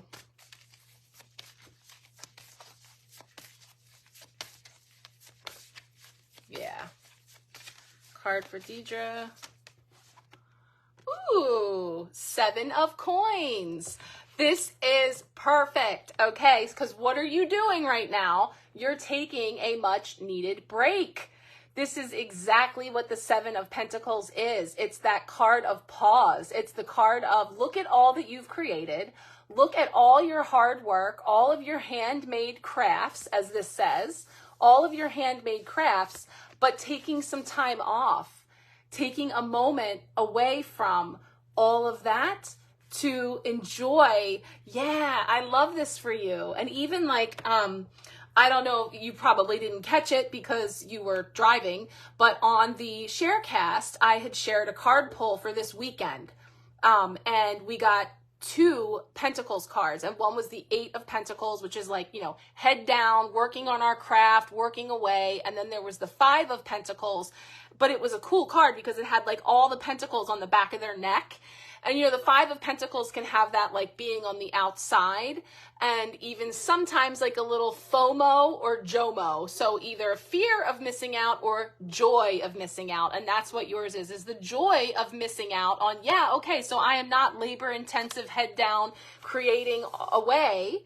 I'm taking a break. I'm taking a pause, but it's in the most beautiful way. It's a much needed, much deserved time. And so I feel like this is beautifully capturing, you know, where you are at right now. And the story is that it will be here for you when you return, right? And you'll pick back up and you'll be refreshed and renewed and maybe even inspired because, I mean, all those hours of driving, I can only imagine how the ideas might pop in and the thoughts and stuff. So just, you know, enjoy the ride, enjoy the journey, as I'm sure you are. So I'm not even like questioning it. I feel like she's very content in knowing that, like, yeah, well done. And that's the thing about the 7 of Pentacles. It's like taking a moment to acknowledge all that you've created, all the work that you've done, and then stepping away and enjoying something else, knowing that you can return and it will be there, but you'll even be feeling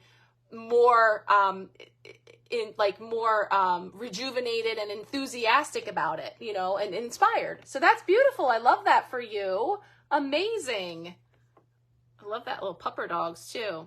Lots of birds and owls on these. I'm looking at the crafts. These cards are just amazing. So amazing. Beautiful. Enjoy the journey. I love it. So perfect for you. Okay, Kendra is next. Let's see what is coming up for you. Card for Kendra.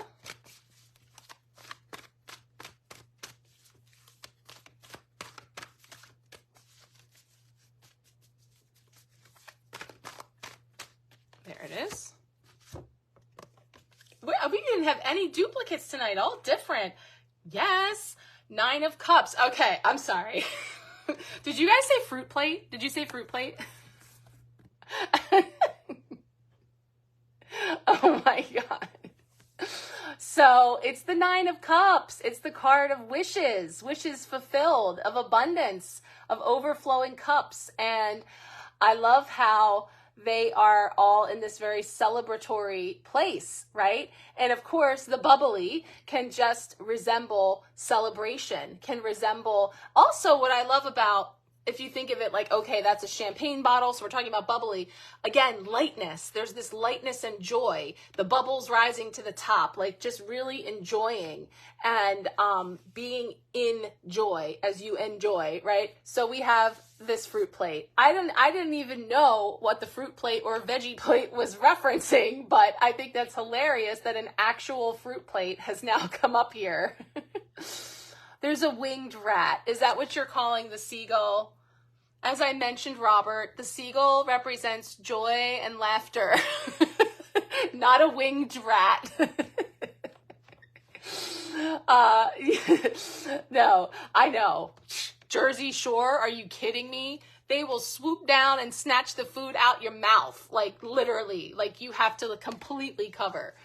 And then somebody made up that if you get pooped on, it's good luck because somebody clearly got pooped on, and then they came up with that. But so I get the feeling from this card that they're like on a cruise, like because of the background. I see the sailboat in the distance, and it reminds me of like cruising, you know, and like all of the food and the celebration and the gathering and all that. So I feel like, again, cruising, you know, like getting into a place where you are sort of like cruise control, you know, and getting really situated in your surroundings. And also, again, just being able to partake of those full cups, you know, and the lightness, the joy. And I love how there's like, you know, just the fruit is sweet and juicy and just light, you know. It's like you're not like pigging out at the all-you-can-eat buffet. It's being done in a really balanced way. And of course, just traditionally, the Nine of Cups is about wishes coming true and cups overflowing. But yeah, there's also a notion, if you don't know, like tarot, you know, nerdiness, is that the Nine of Cups can also represent overindulging of any kind. So there can be like an overindulgence as well. So there can be that energy, but like I said, this feels very light and bubbly. So I don't feel that here, but that was just like a little fun fact that sometimes it can actually represent like overindulgence. Cruise control, because otherwise you go too fast with that lead foot, huh? Robert, that's not to diminish your childhood. I have been pooped on. I have had my sandwich pulled out of my hand for sure. So I get it. But you know what? The humans did that. They made the seagulls behave that way. Kendra, do not overindulge on your speed. There you go. Yes. Are your roads that open that you can? I guess maybe they are. Yeah, like we'll be lucky around here with all the traffic and the bottlenecking. It's so overbuilt that you'd be lucky if you can get up to a speed that you could use cruise control. But anyway, there's our fruit plate. I love it. And also, maybe we should go on a cruise. Like get this whole crew together and cruise somewhere.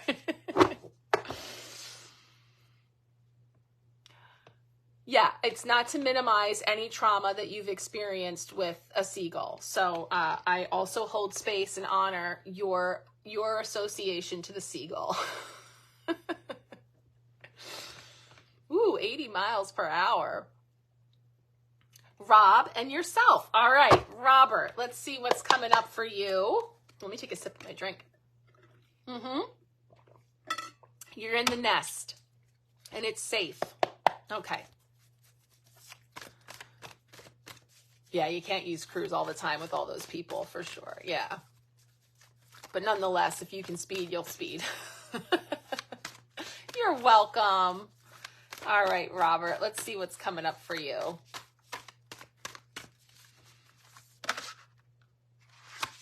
Let's see.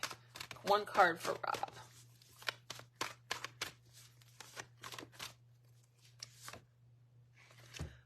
Oh, we got the Queen of Cups again. She came up last week.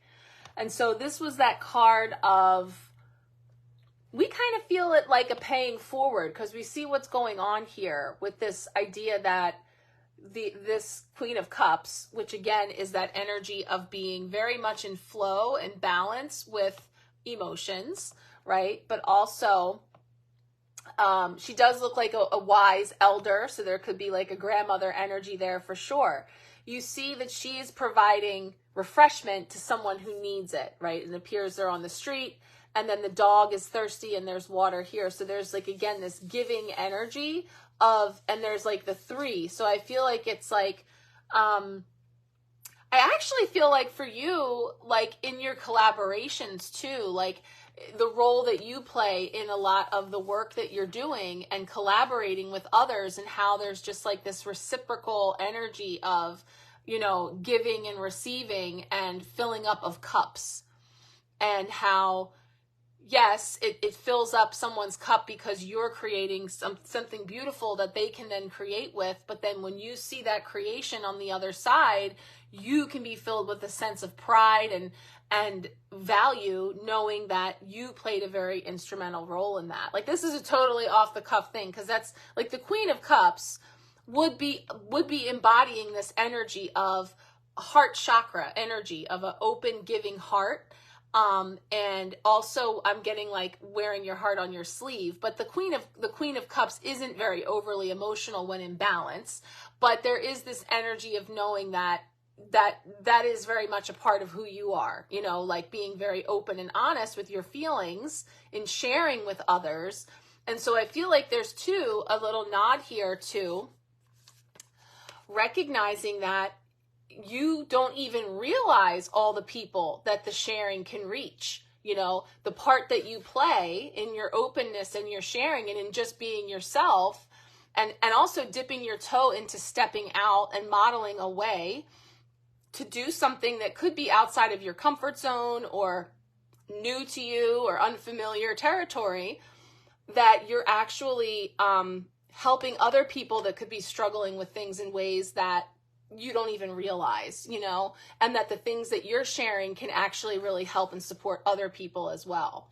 Or that, you know, hearing that maybe you struggle with something that somebody would have never known because you look like you have it all together, jumping hurdles. No pun intended. I'm sorry. I know you always get these cards with people's legs jumping and moving, but that's something to be said there too, because whether or not that's something that you can physically do at this time, it's an energy that you can embody. You can embody that energy, channeling that energy, and again, MacGyver style, ways for you to share that, since the traditional ways escape you right now, right? No, you cannot go scale a couple of hurdles right now physically, but what can you do? And I feel like that's what you've been doing. You're saying, yeah, but I can sit here at this workbench and I can show how to do this thing, or I can create this, or I can do that, and trying different things. So I'm just feeling this energy of the share and the flow of recognizing that it's actually really helping other people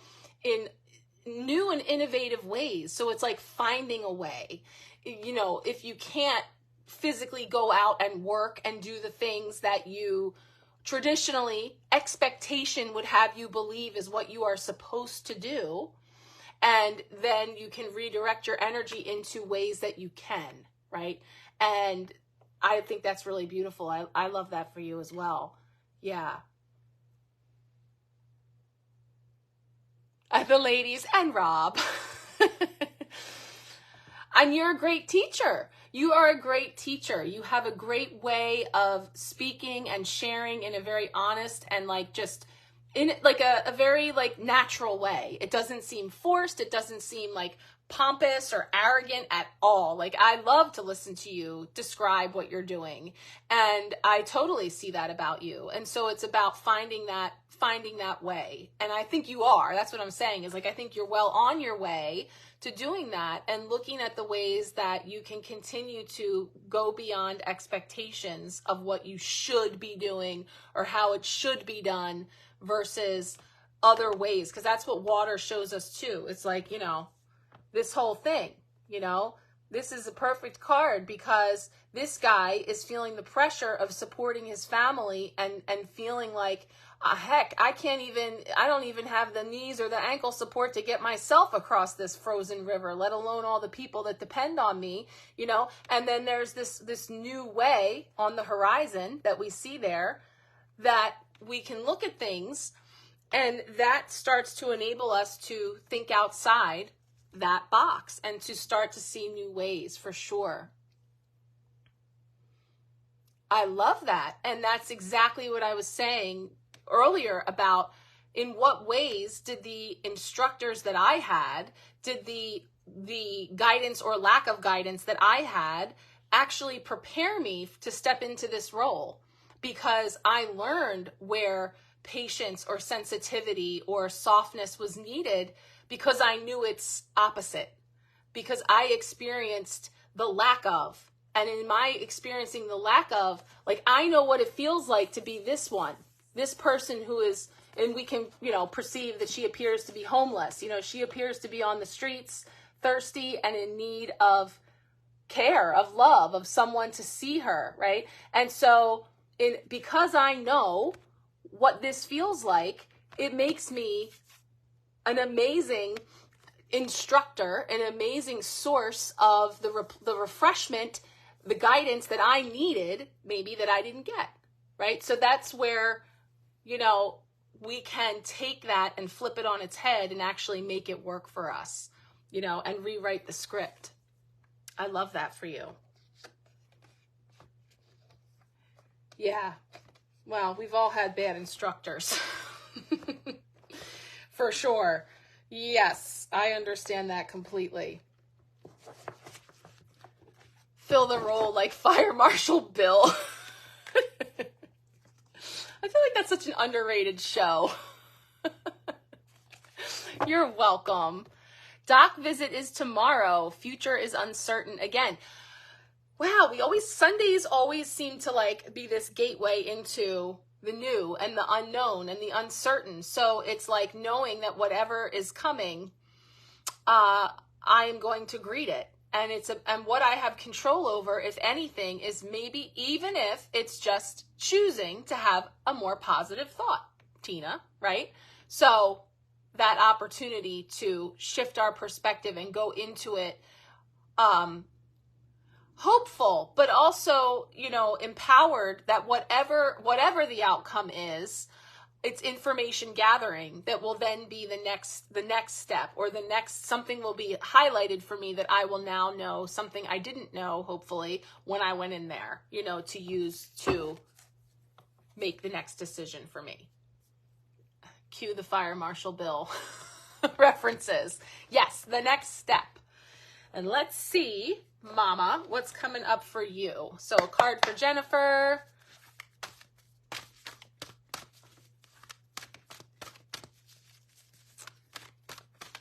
She's beating you over the head to be positive.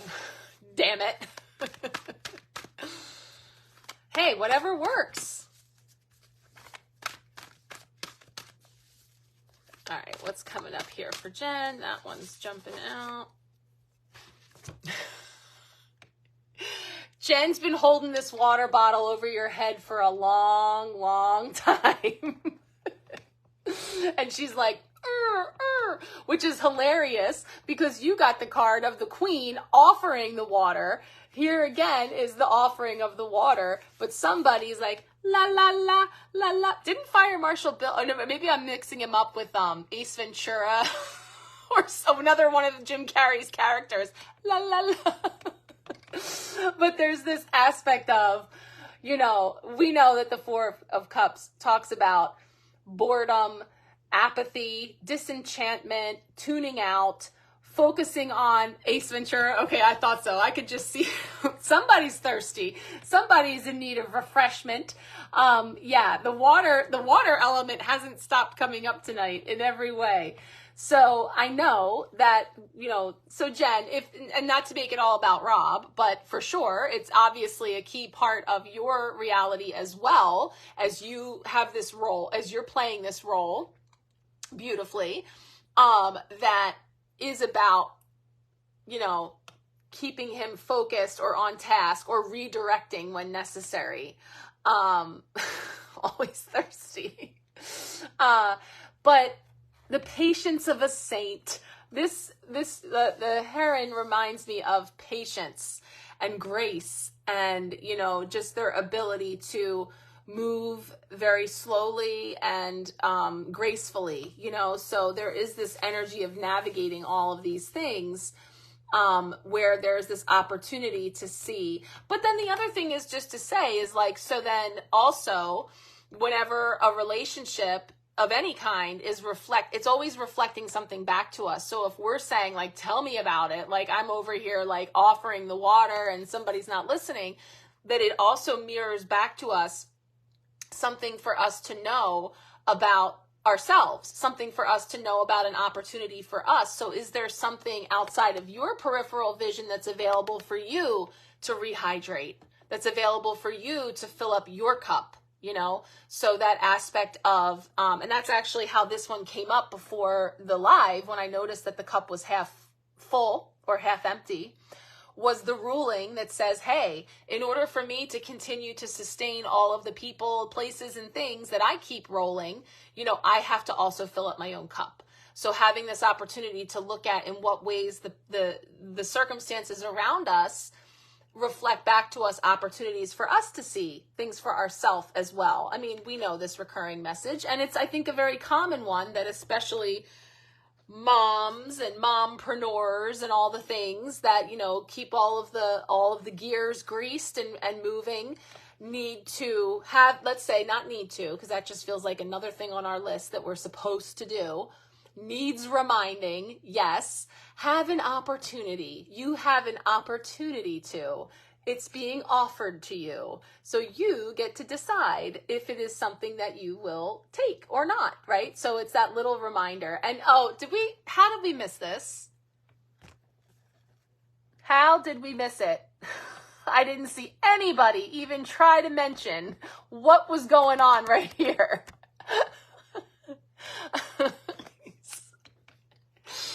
Too much. Can you believe it? I mean, come on. I hand select these decks just for my audience. Keeping the squirrels in check.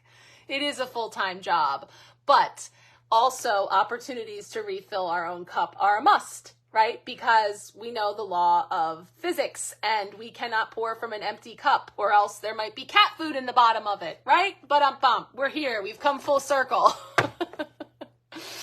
Yes. She's always trying to help everyone and giving so much of herself. Yes, to make her pause. So maybe you have to bop her over the head with something. Yeah, not too shabby. I'll say it again.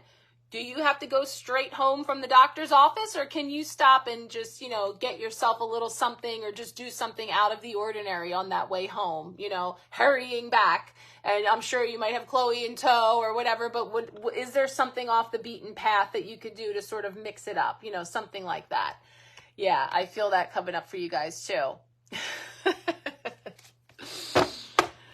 You're welcome. All right, guys, we did it. All right. Well, thank you guys for being here. Appreciating you all. And I will pop in tomorrow on the Sharecast and record some recaps. And usually overnight, I marinate in it and all the personal card pulls that came up and how it shed some light on all of these. And I record those messages. So do check it out. All right, guys, have a fantastic evening and a fabulous week. And we will be in touch. Talk soon.